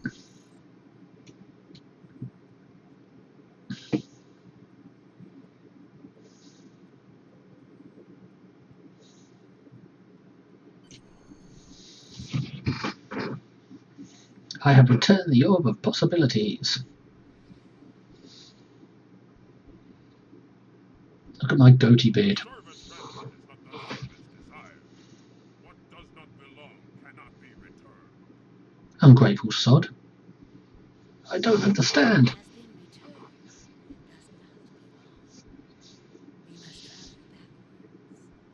When we gaze in the mirror, we see our faces as others do, but reversed. Your task abides. You have recovered an orb. Now you must return it. As you must return.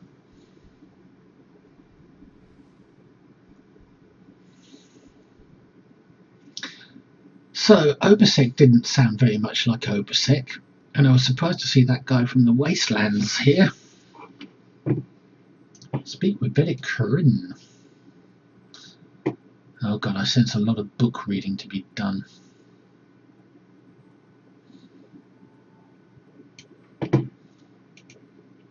would be honored to know what the prophets shared with you, if you are willing. Sometimes their visions can be very confusing, and I have some experience interpreting them. It was very cryptic, but they seemed to suggest that this is not their orb, that I must return it elsewhere. Elsewhere?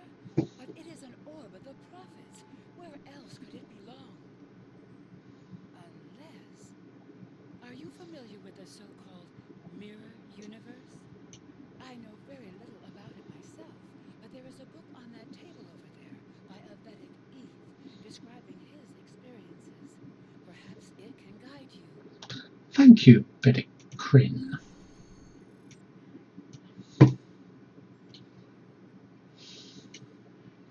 Read on the mirror universe.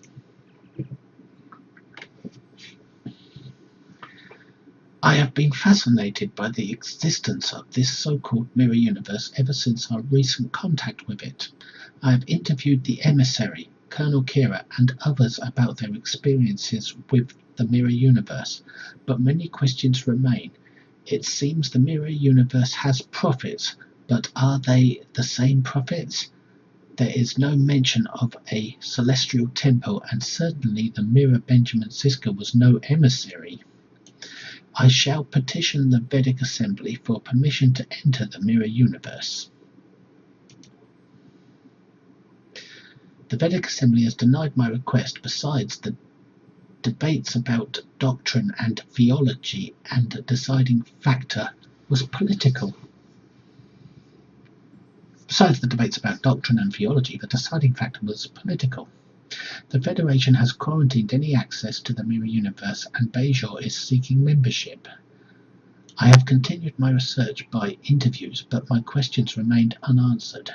I fear I have no choice but to renounce my seat in the Assembly and pursue entrance to the mirror universe on my own. I don't have the technological prowess to create one of those multi-dimensional devices myself, but I have an engineer friend that owes me a favour. I am lucky to be alive. I managed to cross over to the mirror universe, but Terek Nor, as they call Deep Space Nine, has been taken over by the Terran Rebellion. They are using it as a base of power, attempting to reassert their control over the Bajor sector. Bajorans are not trusted and are used mostly for mining and ore processing, a cruel irony given Bajor's history in both universes, but I was able to join with the Bajoran workers and get some of my questions answered.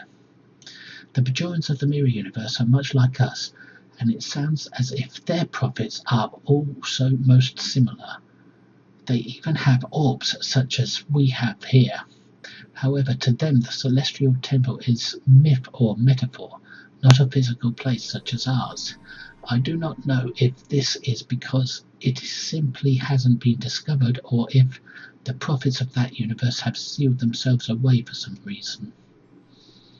The only way to find out is to either cross over with a spaceship or to somehow procure one there. I had received a curious message from somebody from the mirror universe offering me assistance. Note: shortly after making this entry, Vedic Eve disappeared and was never heard from again.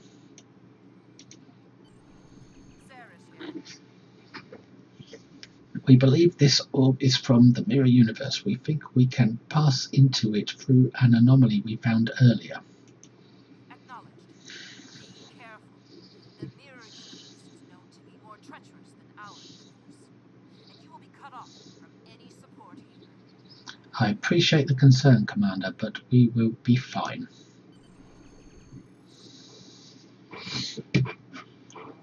No, I'm not ready yet, but... So, they say in the mirror universe the Bajorans are being treated badly by the Terran Empire, even though the Terran Empire has a high-ranking officer who's a Bajoran, Lita. And they also had a high-ranking one before Lita. They had Kira's counterpart. So counterpart Kira and counterpart Lita, both Bajorans. You'd think the Bajorans would be treated better by the Terrans, but no. Yes, beam me up and set a course for the Badlands. The Naughty Lands. The Mischievous Lands. The Bratty Lands.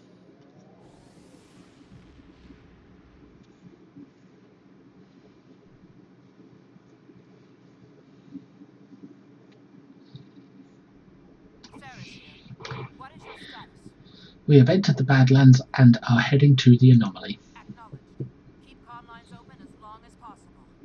Acknowledged. We have limited intelligence on the mirror universe, but from what we know, it appears the Terran rebellion spread from Terok North, eventually forming a new empire. Yeah, well, Bajorans are seen as second-class citizens. I believe this Captain Lita is the administrator of the Bajor sector. Why would she allow her own people to be conquered unless she wants to become the conqueror herself? I mean, it's not unheard of for a person to conquer their own species and become a fascist dictator of some sort.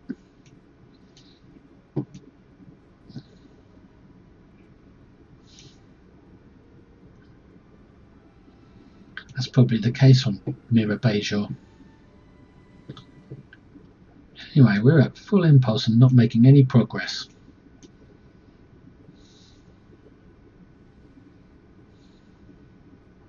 I am Gul Haneri of the Torn, Chief Tactical Advisor to Gul Kardec of the True Way. You are not welcome here. Lower your shields and prepare to be boarded. Another one of Gul Kardec's lackeys. Red alert! Cloak! Put on some speed. Emergency powder weapons. Bit too soon because we're not close enough.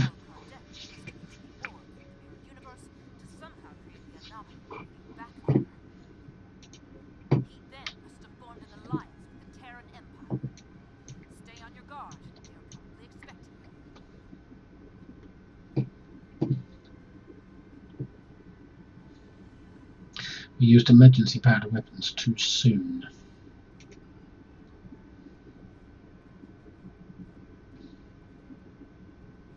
Wait until they're all in range. Oh, screw it. Let's do it now.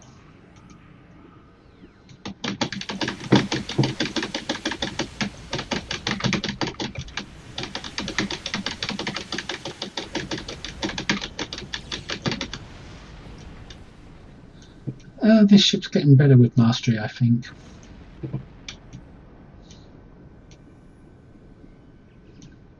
So I believe we could activate the portal by bombarding it with tachyon radiation. Make the necessary modifications to the deflector dish. Bombard.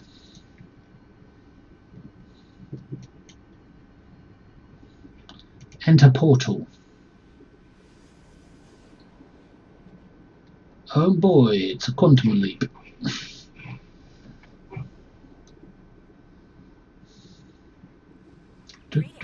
I am Captain Lita of the Terran Empire.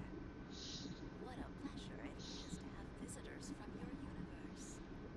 When Gul Kardec said you might be along, I didn't really believe it, but I couldn't afford to take the chance. Surrender. We will never surrender. What a pity. We could have had so much fun together. And now, I have to destroy you. Dabo!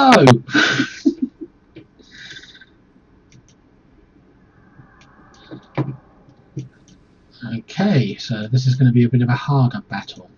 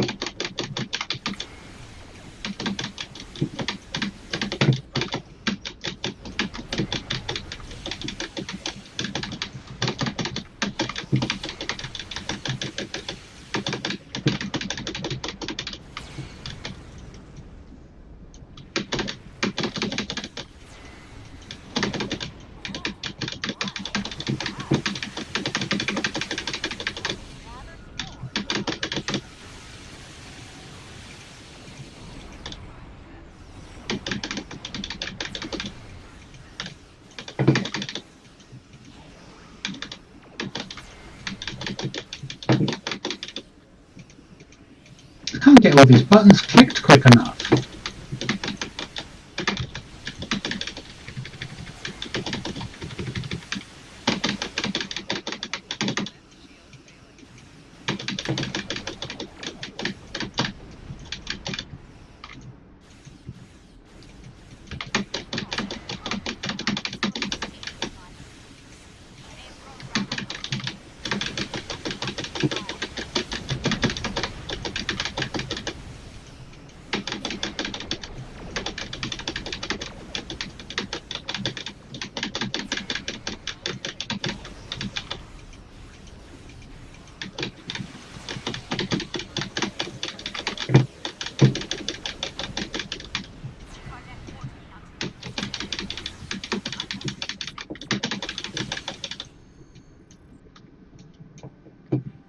Cardassian warned me not to underestimate you.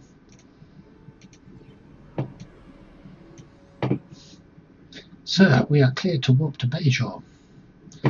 Yeah, well, give me a bit of time to heal up and let me read what Lita just said.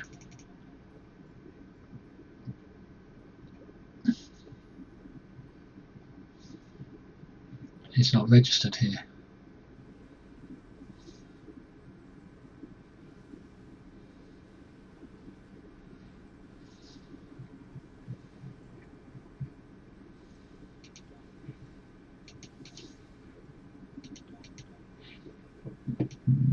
Excuse me.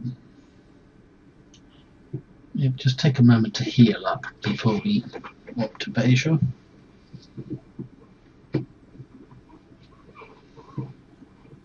So many buttons to try and click to get the damage going. 82. Haven't got a whole heal. That's what's bothering me. I haven't got a whole heal. I could hit that, but it would then go into cooldown for a period, and I don't want that.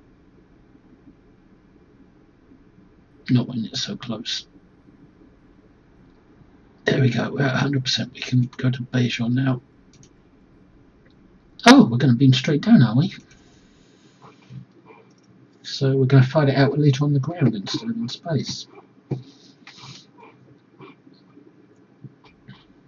Mirror Bajor.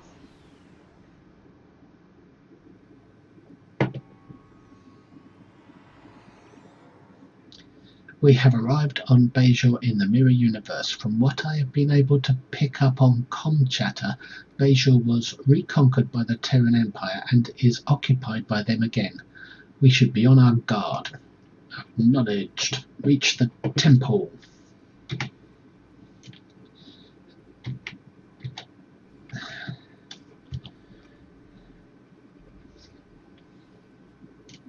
Wait.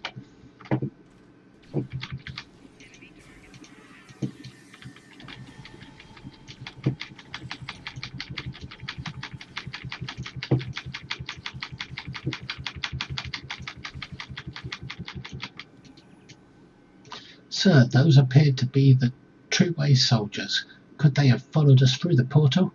I believe it's more likely that they were Gold Cadets troops waiting for us.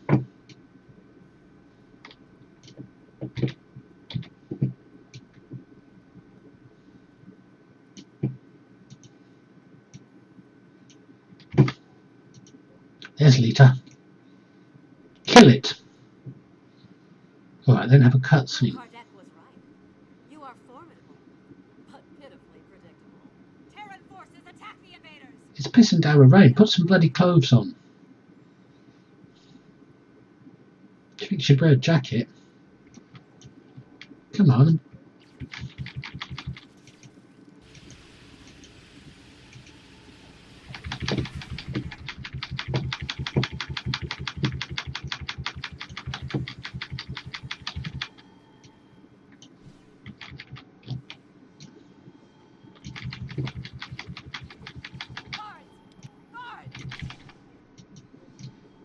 Wait a minute.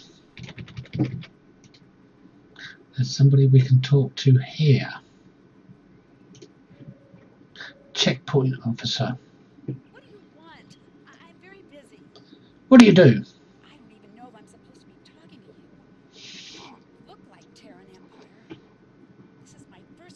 job. He's expecting to get months more training, but Commander Kuba says he needs every Terran Empire member on the streets, especially the Bajoran ones. He thinks it will pacify them to see Bajorans on their force. I thought this was going to be a great job.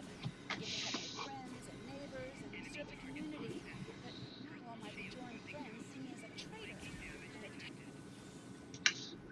Well, thanks for the distraction.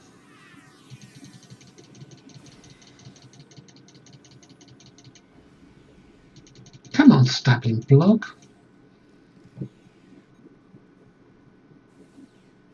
No, okay. I just wanted to see what she said. That's all.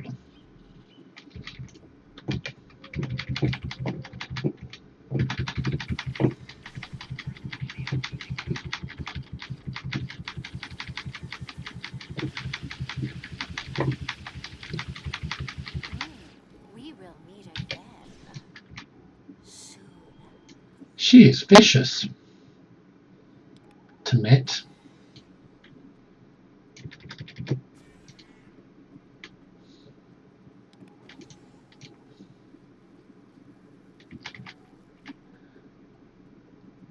Now, let me hear this properly. I often suicide for little snippets of information like this. Terran Empire. This is my first week on the job. I was expecting to get months more training, but Commander Kuba says he needs every Terran Empire member on the streets, especially the Bajoran ones. He thinks it will pacify them to see Bajorans on their force. I thought this was going to be a great job. I get to help my friends and neighbors and serve the community, but now all my Bajoran friends see me as a traitor, and the Terrans see me as a spy.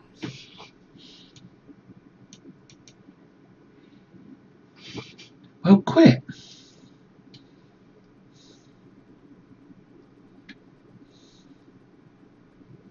No loot drop over there? Nope.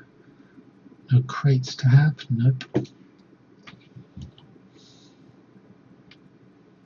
Nothing there. Thought I saw something but didn't.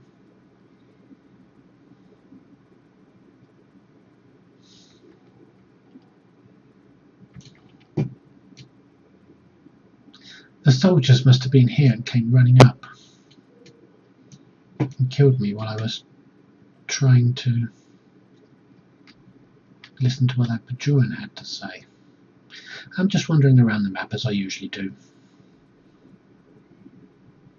just to see what's there.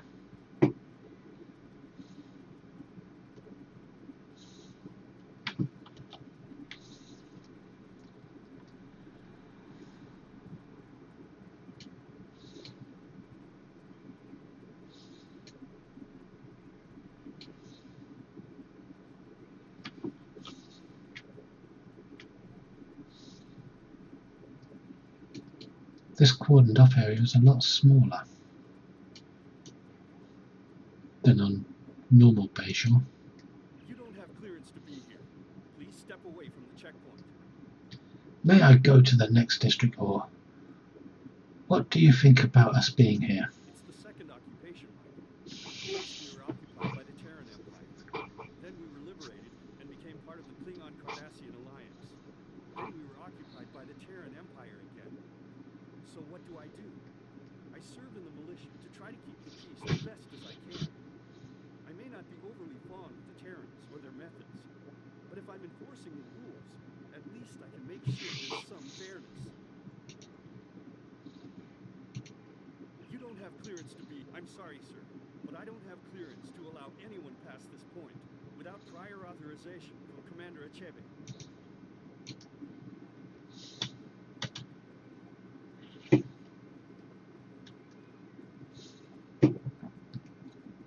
It's nice to wander about. I know where I'm supposed to go, but I just want to have a look around first.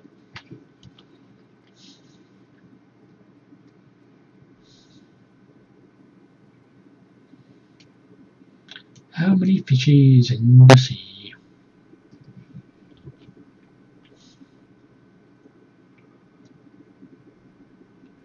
Anyway, reach the temple. Uh-oh, cutscene. You have interfered with my plans for the last time. I thought I saw something a bit odd about him in the last episode.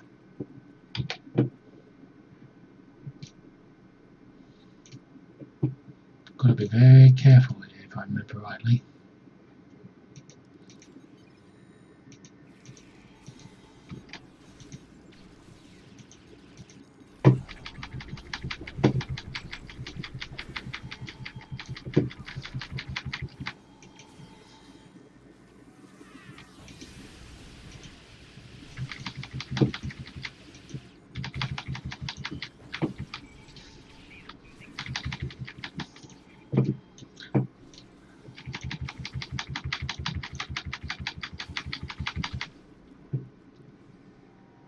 Stop! Fighting is not permitted here. That's what you get for sticking your nose in where it don't belong. He's a changeling! I thought I saw something in the last episode. I thought I saw him reach out like that.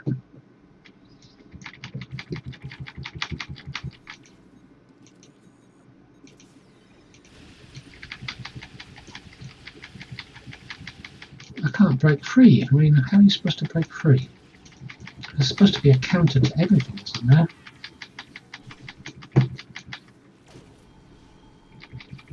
Where's my own cover shield?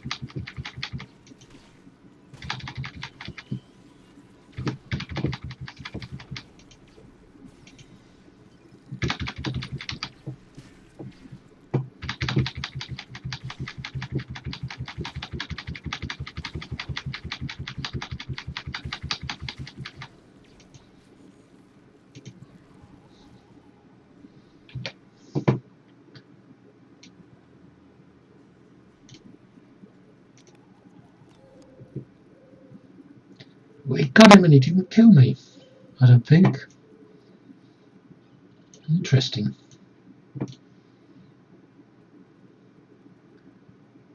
Optional.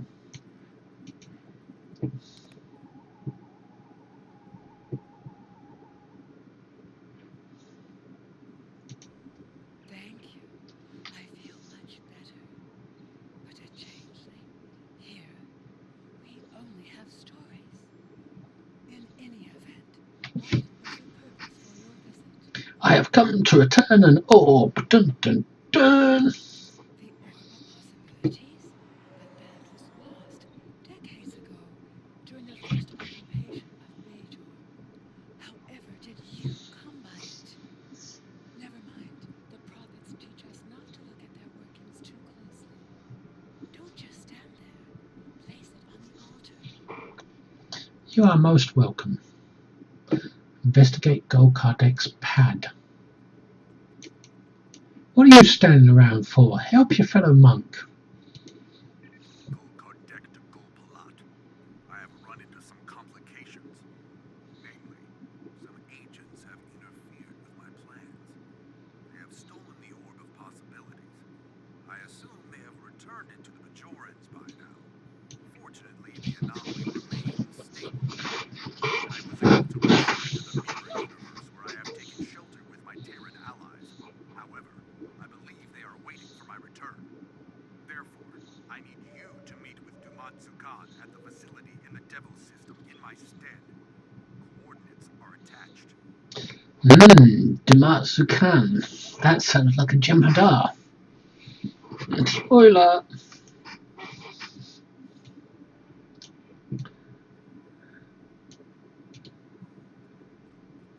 Place orb on the altar. What do you want?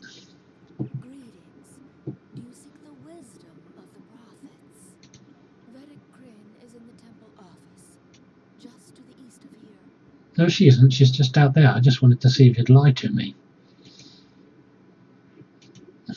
Greetings. I am a seeker of knowledge. I spend my days in service and prayer. The prophets have many things to teach us, but their lessons are subtle and full of mystery. It takes a quiet, attentive mind to understand. I am not as wise as London Raphael, but he is always willing to help pilgrims like me find our way. I may never fully grasp the wisdom of the prophets, but I can try. The journey to enlightenment is a blessing in of itself. If that is all I ever have, it is enough. How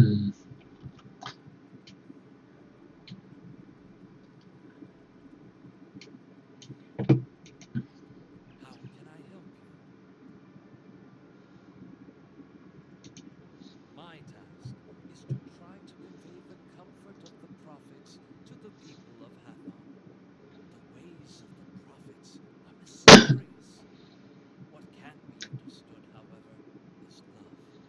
The prophets' love surrounds us. It is in every rock and tree of Bajor. It is on a warm summer breeze, and in the smile of a loved one. How can I help you? These are all ancient tomes dealing with the prophets and our history with them. My people have studied the ways of the prophets for thousands of years. Much of that knowledge has been written here. We are fortunate to have the words of our ancestors preserved in this fashion.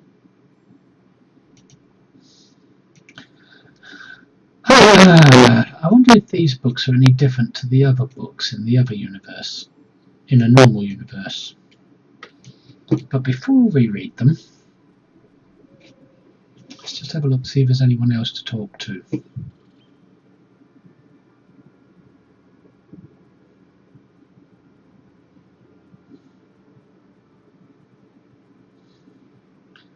There's someone in there, I think.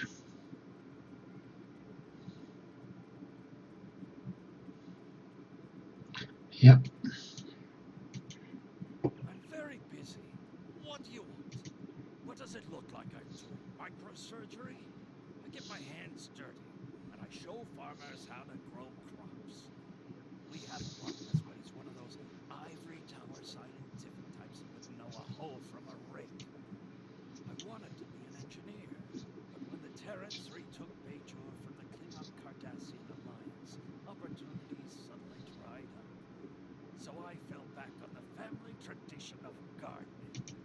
No matter how many times Bajor gets conquered, it always seems to be a cultural backwater that relies on manual labor. We live in harmony with our world, just as the prophets intended, whether we like it or not. Good for you. Manual labour. Manure, more like.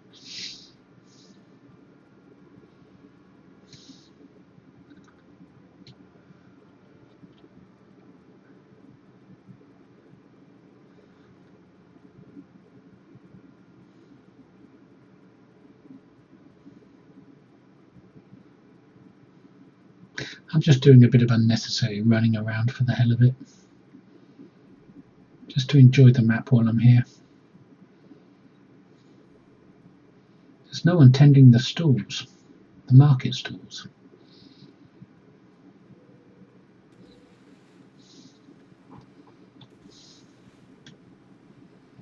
How many people jump up on here to take a screenshot?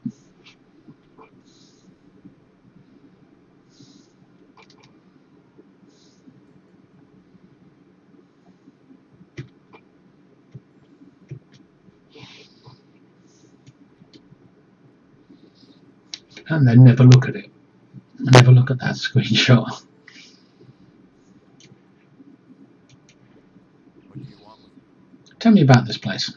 This is the heart of Hathor. The buildings surrounding this plaza were the first buildings constructed in our city. Here, our ancestors raised their families and gave thanks to the prophets for their many blessings. Once, people came here to talk to their neighbors, and we gathered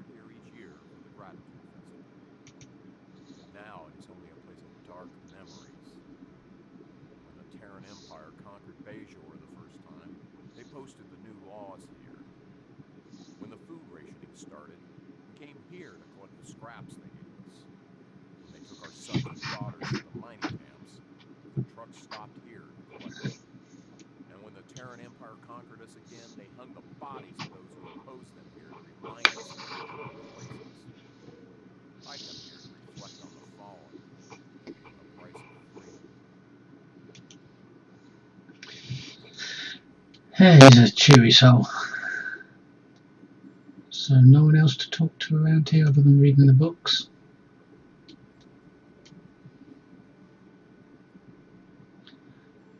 Does normal universe Bajor have these tall towers coming off the tops of the buildings, these skyscrapers? I don't recall.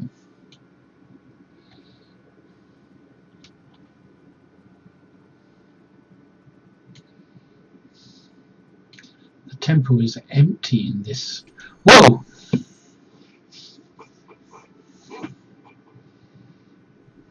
I should have left this till last.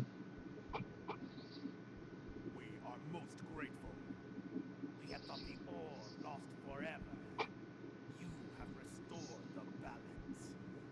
Your enemies lie in wait. They want to prevent your return.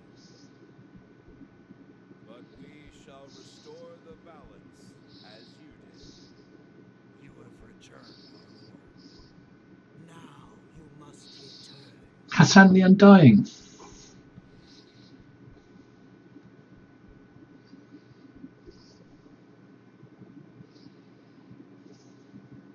Oh, we didn't get to read those books from in the Mirror Universe.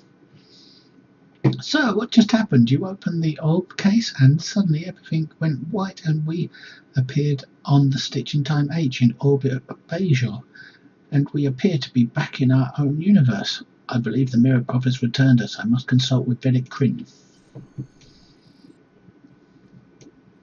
Oh, I wanted to read those books while still in the Mirror Universe to see if they were different. Ah, there you are. You again? Greetings. Do you seek the wisdom of the prophets? What do you do? I am a seeker of knowledge. I spend my days in service and prayer. The prophets have many things to teach us, but their lessons are subtle and full of mystery. It takes a quiet, attentive mind to understand. I am not as wise as Ranjan Ravel, but he is always willing to help pilgrims like me find our way. I may never fully grasp. Waste of time going through all that again because Kryn is in the temple. it's the same as the Mirror Universe. Let's see, does this person have anything to say? May the prophets bless you. Tell me about this place. This is the heart of Hathon. The buildings surrounding this plaza were the first buildings constructed in the city. Here, our ancestors raised their families and gave thanks to the prophets for their many blessings. It is here that people come to talk to their neighbors, and here that we gather each year for the Gratitude Festival. But it is also a place of dark memories. When the Cardassians had new laws we had to follow, they posted them here. When the food rationing started, we came here to collect the scraps they gave us. When they took our sons and daughters to the mining camps, the trucks stopped here to collect them. And when Gul Perek executed 15 farmers, he hung their bodies here to remind us that the Joran lives were meaningless to him and his thugs. Dark days.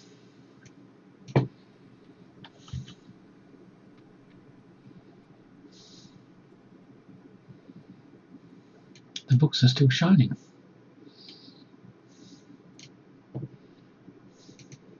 Greetings. I did not see you enter the temple. I believe the Mirror Prophets returned me here. Indeed. I know little of the Mirror Prophets, but if they are like ours, then this is a great honor. Rarely do the prophets interfere so directly. Yes, the orb is back in its proper place. Then you have the gratitude of 2 Bajors. May the prophets continue to smile upon you. Thank you, Biddick Crin, but how dare you speak for the other Bajor? They might not be grateful. Gul Kardek was a changeling. This does not bode well. An alliance between the True Way and the Alpha Dominion could prove disastrous for the Alpha and Beta quadrants.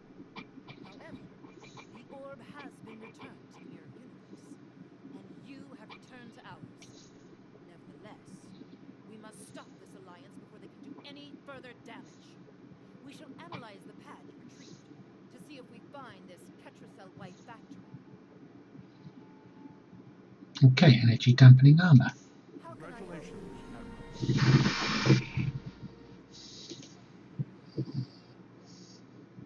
The pad you discovered in Gul Kardek revealed the location of a secret facility in the Alpha Quadrant. There appears to be some kind of alliance between the True Way and the Dominion. We cannot allow them to join forces.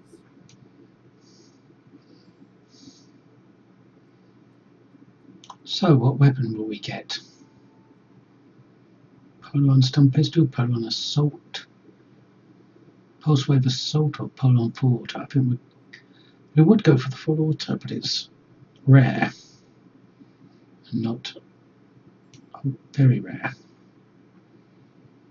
But we'll decide that when we play it in the next video. How can I help you? So we'll accept the mission for now, but play it in the next video. Let's have a read of these books, shall we? Death Chance. Rakaja Utshala Morel, Empro Kana Urak Renat Prophet, blah blah blah blah blah blah blah blah. Do not let him walk alone. Guide him on his journey. Protect the one named. Take him into the gates of heaven. Prophets grant unto your servant forgiveness. Receive him with gladness and give him a place at your side for eternity. Let their soul live forever in the celestial temple. Bless and keep the soul of the one named. Keys to Enlightenment. The first key to enlightenment is charity. Give everything you can to others. Help in an hour of need. Heal the sick. Feed the hungry. Comfort the grieving. Give direction to the lost. For when you love another enough to give of yourself, then you love as the prophets love us. What a load of crap. If you keep giving to others, they'll just take greedily and give nothing back until you're broke, and then when they see you lying cold and broke on the floor, they'll just kick you when you're down and move on, let you die. That's the reality of the world. This is all bullshit.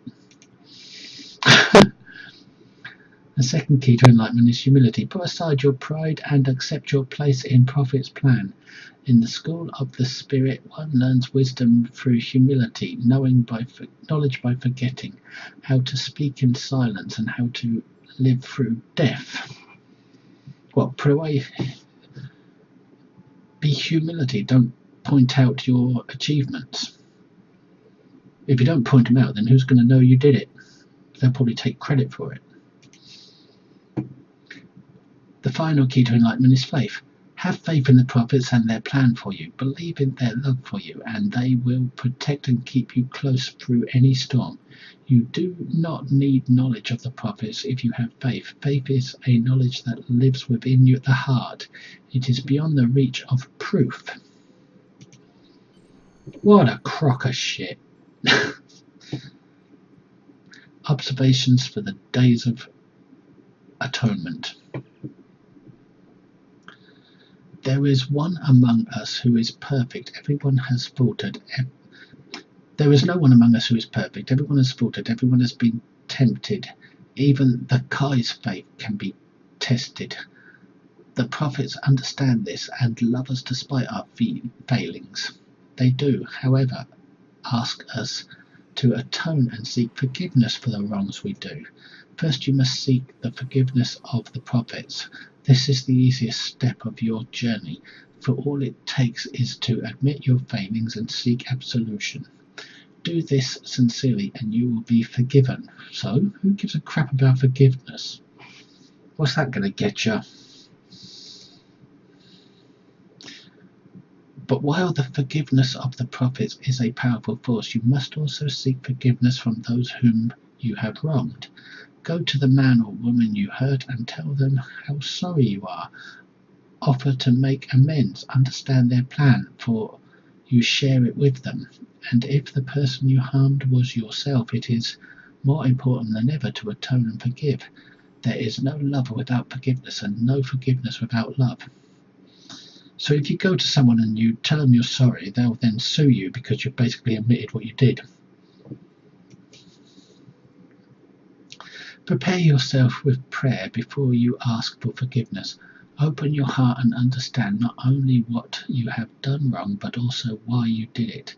And if someone asks forgiveness of you, give it gladly and with an open heart. Forgiveness does not mean denying responsibility or misdeed, nor does it mean minimizing or justifying that wrong. All you must do to forgive is set the pain free so that the scars of your soul can heal. Okay.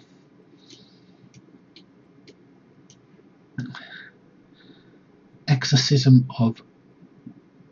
what's that?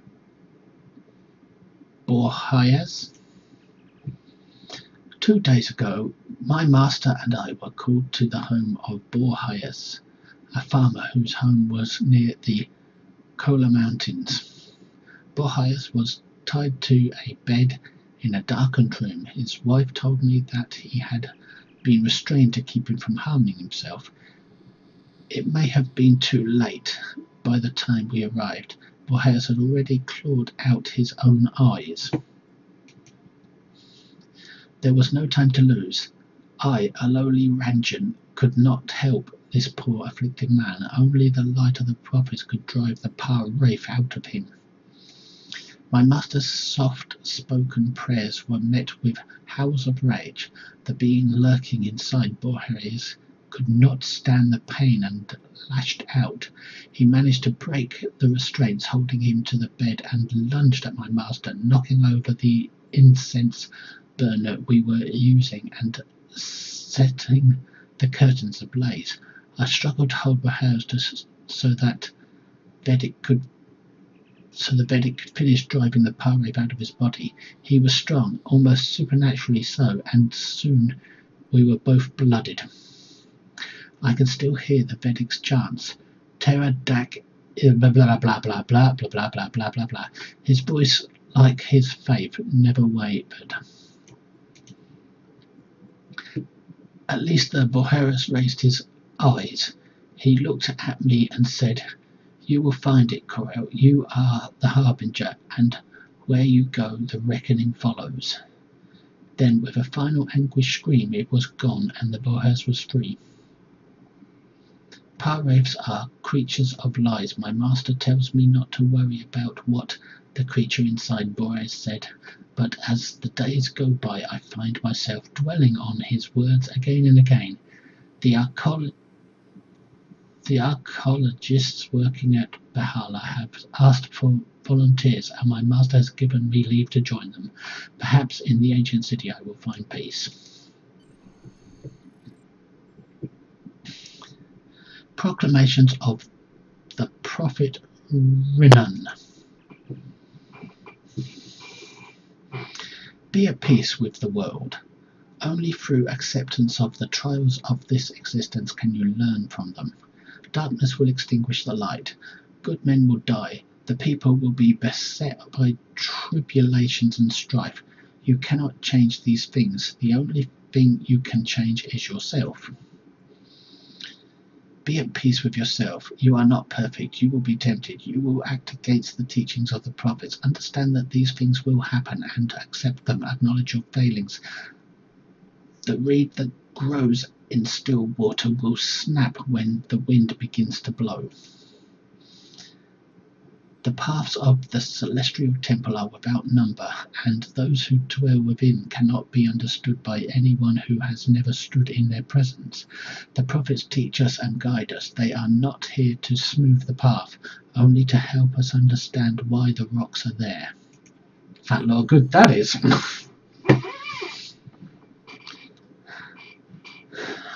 Prophecies of Manos Jora. When the people become one of many peoples, they will face many trials.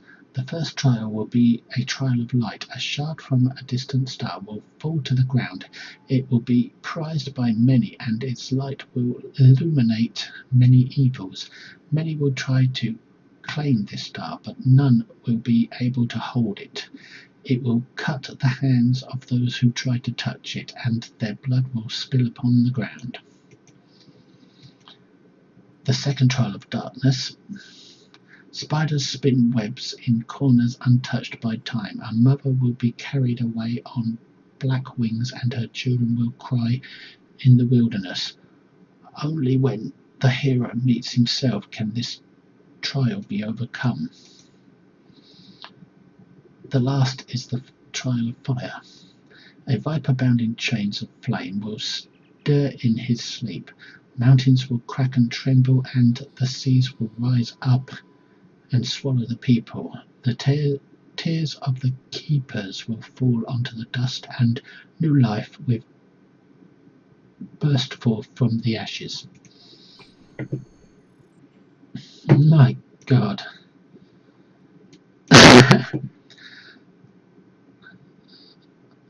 Cooking for fasts. When the Vedic first assigned me to the task of writing a guide for cooking for fasts, I was skeptical.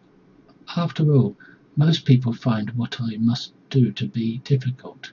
Some even find the feasts we prepare to be an insult. They feel that we are tempting them to break their fast and break their covenant with the prophets. Nothing could be further from the truth. When cooking for fast, remember that the food will not be eaten, rather the spirit of the food will be consumed by the prophets. Create dishes that are pleasing to the eye. Use fragrant herbs and spices that perfume the air. Heated dishes that release steam will carry their essence to the celestial temple. Also do the bubbles in the finest spring wines. Hasperat that sears the eyes and burns the tongue with its essential. Make it spicier than you would normally. The prophets will enjoy the variety. Also, while you're fasting, be sure to take care of yourself. Rest often, drink water, avoid strenuous exercise, monitor your health, and if it starts to suffer, break your fast with gratitude. The prophets deserve your devotion, but they do not require you to sacrifice your life for them. Fasting should be a spiritual experience where you feed your soul. Risking your life serves no one. I hope my poor words have been of some use. Blessings of the prophets to you. Recorded on this, the 4th day of the Gratitude Festival in the year 2047 by Ranjan Nagao at the Kailash Monastery. In other words, it's not enough to be hungry, you've got to tempt yourself to eat as well and not eat.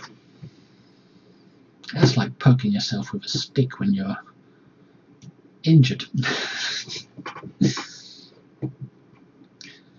Read Horan's 7th prophecy. He will come to the palace bearing no malice, carrying a chalice filled with sweet wine.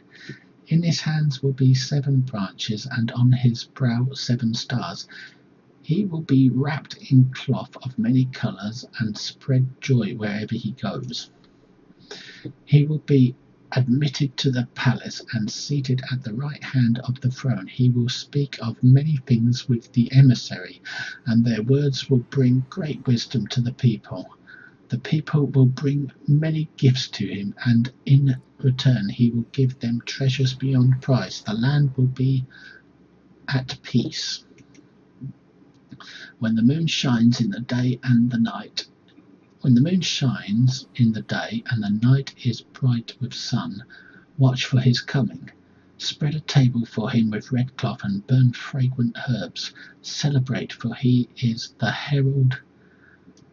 When he arrives, the people and the prophets will be as one. Who the hell would that be? Observations for the Gratitude Festival. The Gratitude Festival is a happy occasion that most Bajorans observe. Even people who don't follow the prophets will participate in the Gratitude Festival, known as the Peldor Festival. It has been celebrated on Bajor for more than 20,000 years. The traditional greeting of the festival is Peldor Joy. Streets and homes are decorated for the festival, and sometimes people will exchange small gifts. Parties are held to celebrate with friends and family, and entertainers will perform for the crowds of excited revelers. The most important part of the Gratitude Festival, though, is the renewal scrolls. The presider of the festival lights a ritual fire, and then people write their problems on renewal scrolls and then burn them in as a symbolic gesture. In this way, the people give their burdens to the prophets. All of their problems are in the past, and they can look toward a brighter future. It is also very popular to burn barat leaves during this time.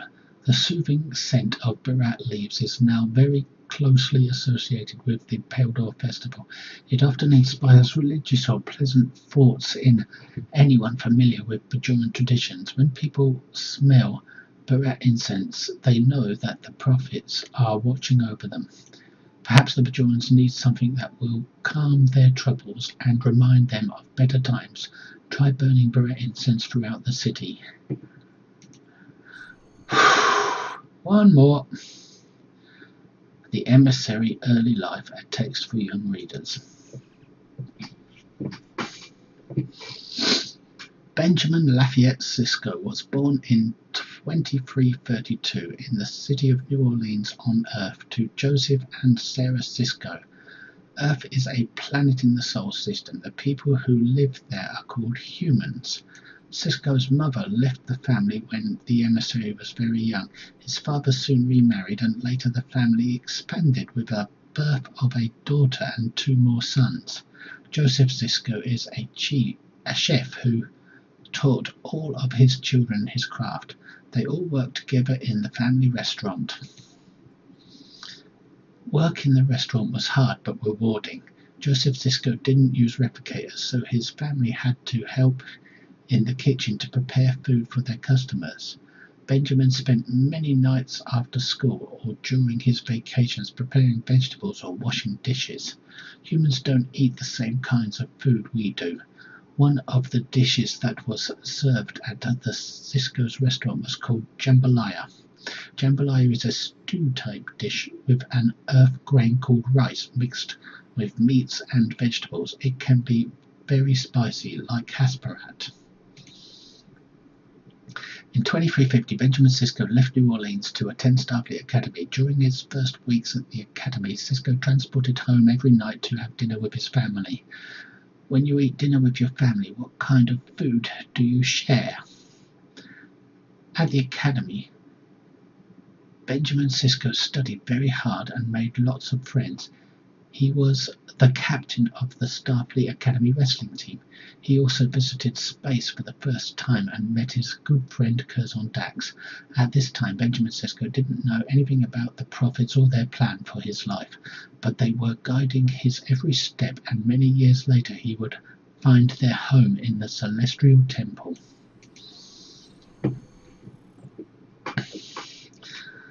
Finally, I think we've read them all now. Oh, no, there's one here. The Crime of Love. Recorded from a sermon by Joel Tannen. I'm sure you have many questions about the Par Wraiths, and I intend to answer them. The Par Wraiths are not what you have been told. They are not evil. They do not desire chaos or pain. They do not require sacrifice. The Parave's only crime is love. They loved the people of Bejor and wanted to help them. For that, they were cast out of the Celestial Temple. Have you ever asked yourself why the prophets stood idle while terrible things happened to good people? Why didn't they intervene when the Cardassians attacked? Why didn't they save the millions of people who suffered and died during the occupation? Why didn't the all-knowing, all-powerful prophets stretch out their hand and stop the Klingons from attacking Deep Space Nine? Why didn't they block the Dominion from ever entering the Alpha Quadrant? The answer is simple: because the prophets do not care about Bejor. They do not care about you. I have had a Parave inside me. I could feel its love filling me. Its love for me and the Bajoran people was so complete, so awe-inspiring. I wish I had the words to describe it. In the instant I held the Parave, I understood. I opened my heart to it, and I was forever transformed. The Paraves are returning to the Celestial Temple. They are returning to Bejor, and when they do, Bejor will be transformed into the peaceful and bountiful land it was always intended to be. The prophets have abandoned Bejor. The Paraves never will. Accolade, Book 1. I've read them all now, even a hidden one.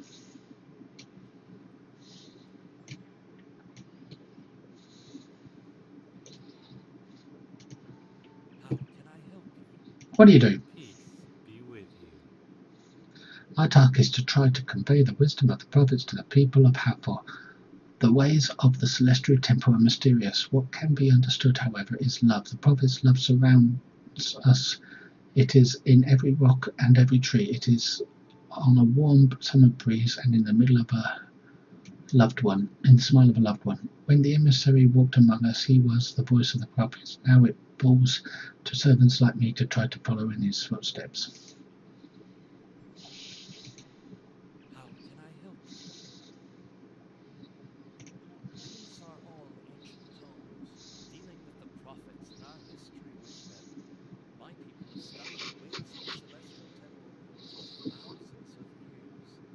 Much of that knowledge has been retained. We are fortunate to have the words of our ancestors preserved in this fashion. I'm done looking through the books. Whew. That was a lot of reading to do.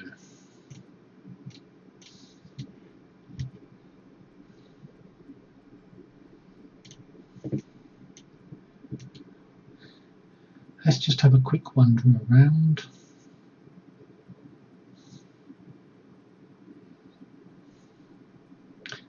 Talk to those same people we spoke to in the Mirror Universe to see what the difference is.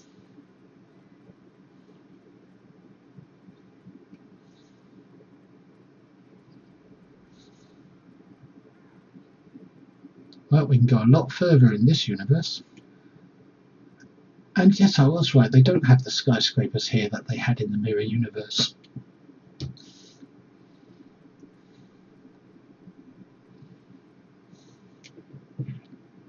Talk to militia officer. Sir, it's an honor to have you here on Bejor. May I go to the next district? I'm sorry, sir, but I don't have clearance to allow anyone past this point without prior authorization from Colonel Kubas or Commander Echebe. Sir, it's an honor to have you here on Bejor. What do you think about us being here? We're part of the Federation now. It's the duty of all Bajorans to do whatever we can to assist in a crisis. But permission to speak freely, sir? Continue. I don't think the Klingons should be here.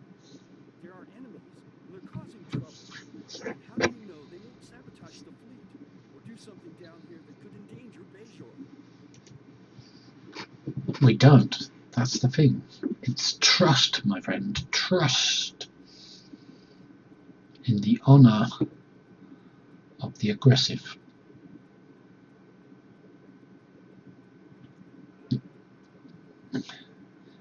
We're not going to talk to that crowd because it's part of a later mission.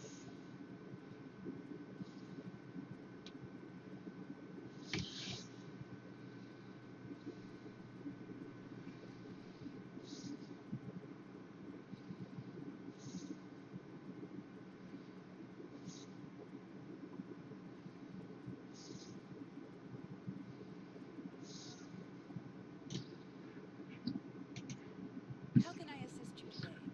What are you doing? Don't even know if I'm supposed to be talking to you, but I always wanted to join Starfleet, so this is my first week on the job. I was expecting to get much more training, but Colonel Kuba says he needs every militia member on the streets. I thought this was going to be a great job. I get to help my friends and neighbors and serve the community. But now, with the Klingons here, they're so angry, and I don't want to die.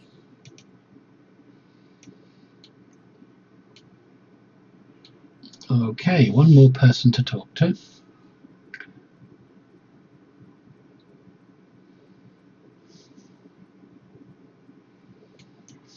The gardener. Hello there, friend. Do you need assistance? What are you doing? I get my hands dirty for the good of Bajor. We have a full-time botanist on staff here, but I'm the one who helps translate the science into practical applications farmers in this region can use to improve their crops. I've loved building and growing things since I was a child. Some of my earliest memories are of helping my grandmother in the garden, as she taught me the names of all the plants and how to care for them. No matter how much Bajor advances, it will always be a world that respects and values its forests and farms. We live in harmony with our world, just as the prophets intended. Good for you. Nothing like a bit of manual labour to put a guy in his place. So let's beam to ship.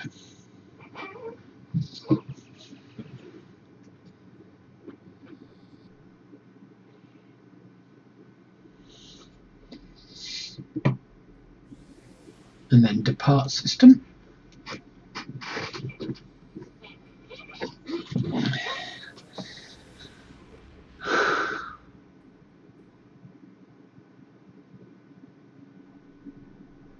And I think this is more than enough for one day's video.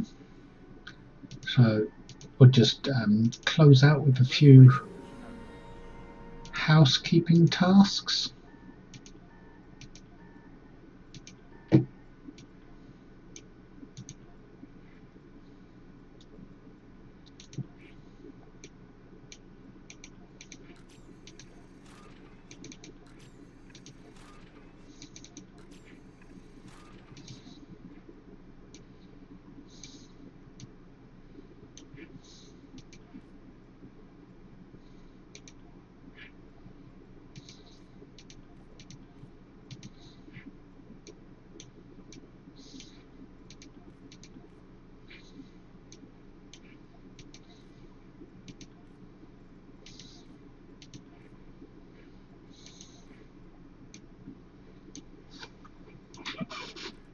Oh, we got a tribble. I should really put that onto a character.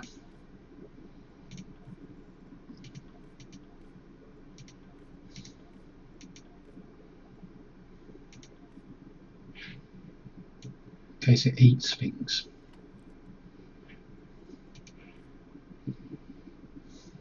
And a changeling. There's a mission reward.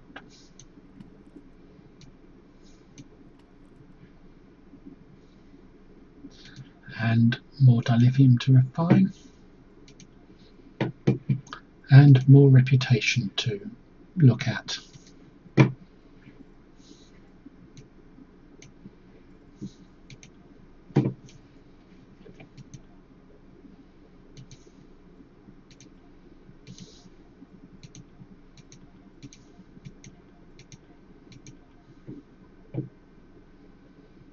Well, we can't put another 400 project up. And there's no upgrade to do, so that's limited for now. Same as this one.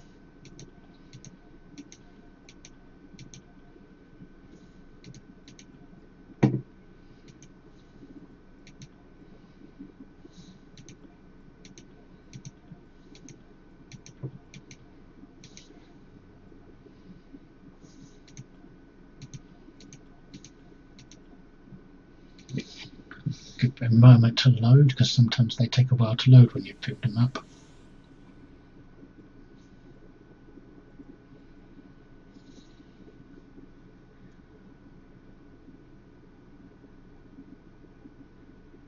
Hang on a minute, I did a Terran, I did a task force, Omega, Nuka, and a new Romulus. So, Omega, Nuka, we're waiting for new Romulus, there it is. Now Dyson.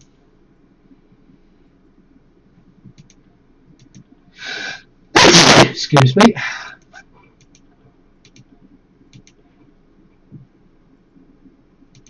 Okay, we got Dyson done. 8472.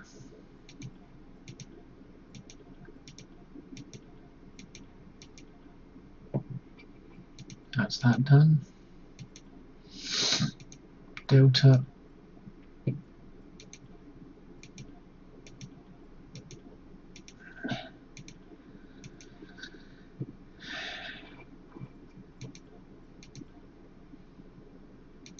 Iconian.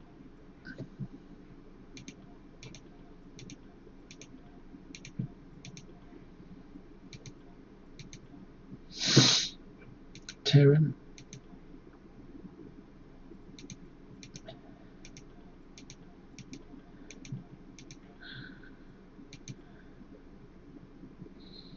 Temporal.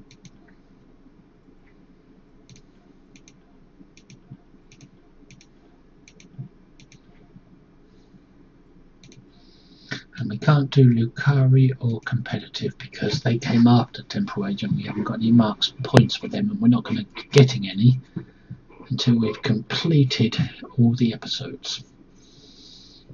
So those two can wait. So let's see what we've been given.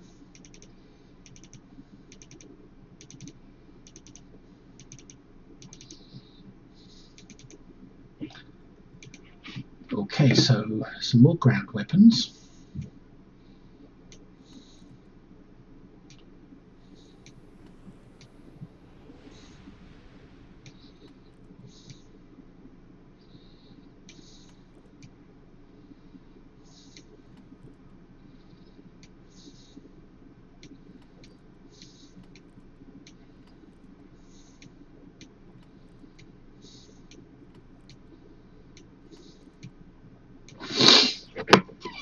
And some more space weapons.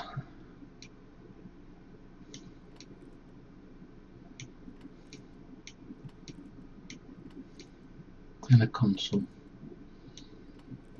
And a chronoton buffer. That's important because that's needed for temporal reputation when I'm ready to acquire gear.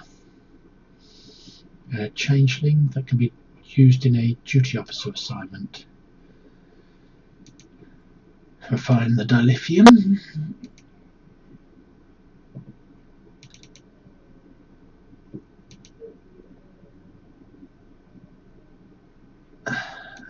See if there's anything else we can claim. I don't think so.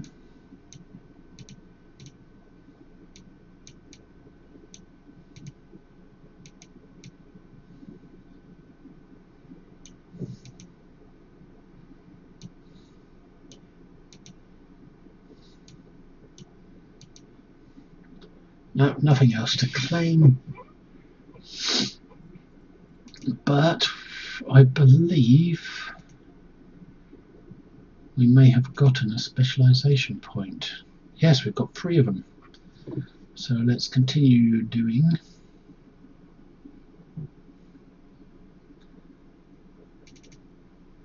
intelligence.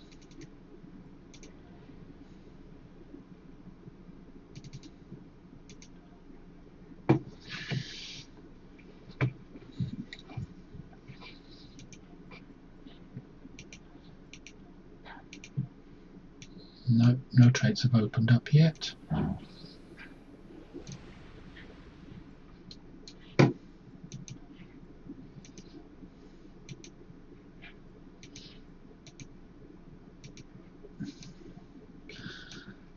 So, duty officers, assignments.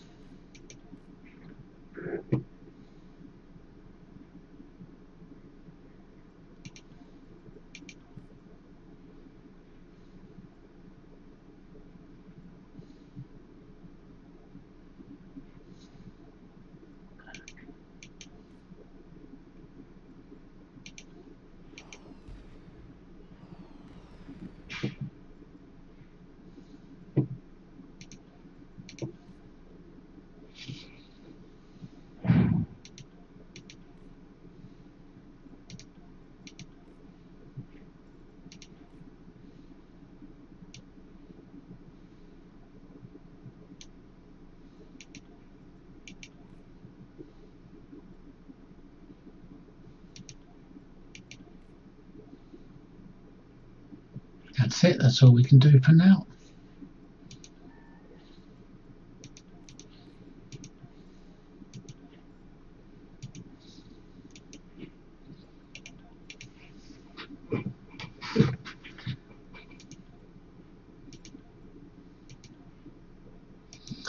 So this is the end of part 26. It's been almost 3 hours. And we played the first 3 episodes from the Cardassian Struggle story arc. Lost and Found, Spoils of War, Jabberwocky. In part 27 we'll be playing the factory, I believe, if all goes well. But for now, I'm going to say please like, please subscribe, comment and share, and thank you very much for those that watched. See you in part 27. Bye.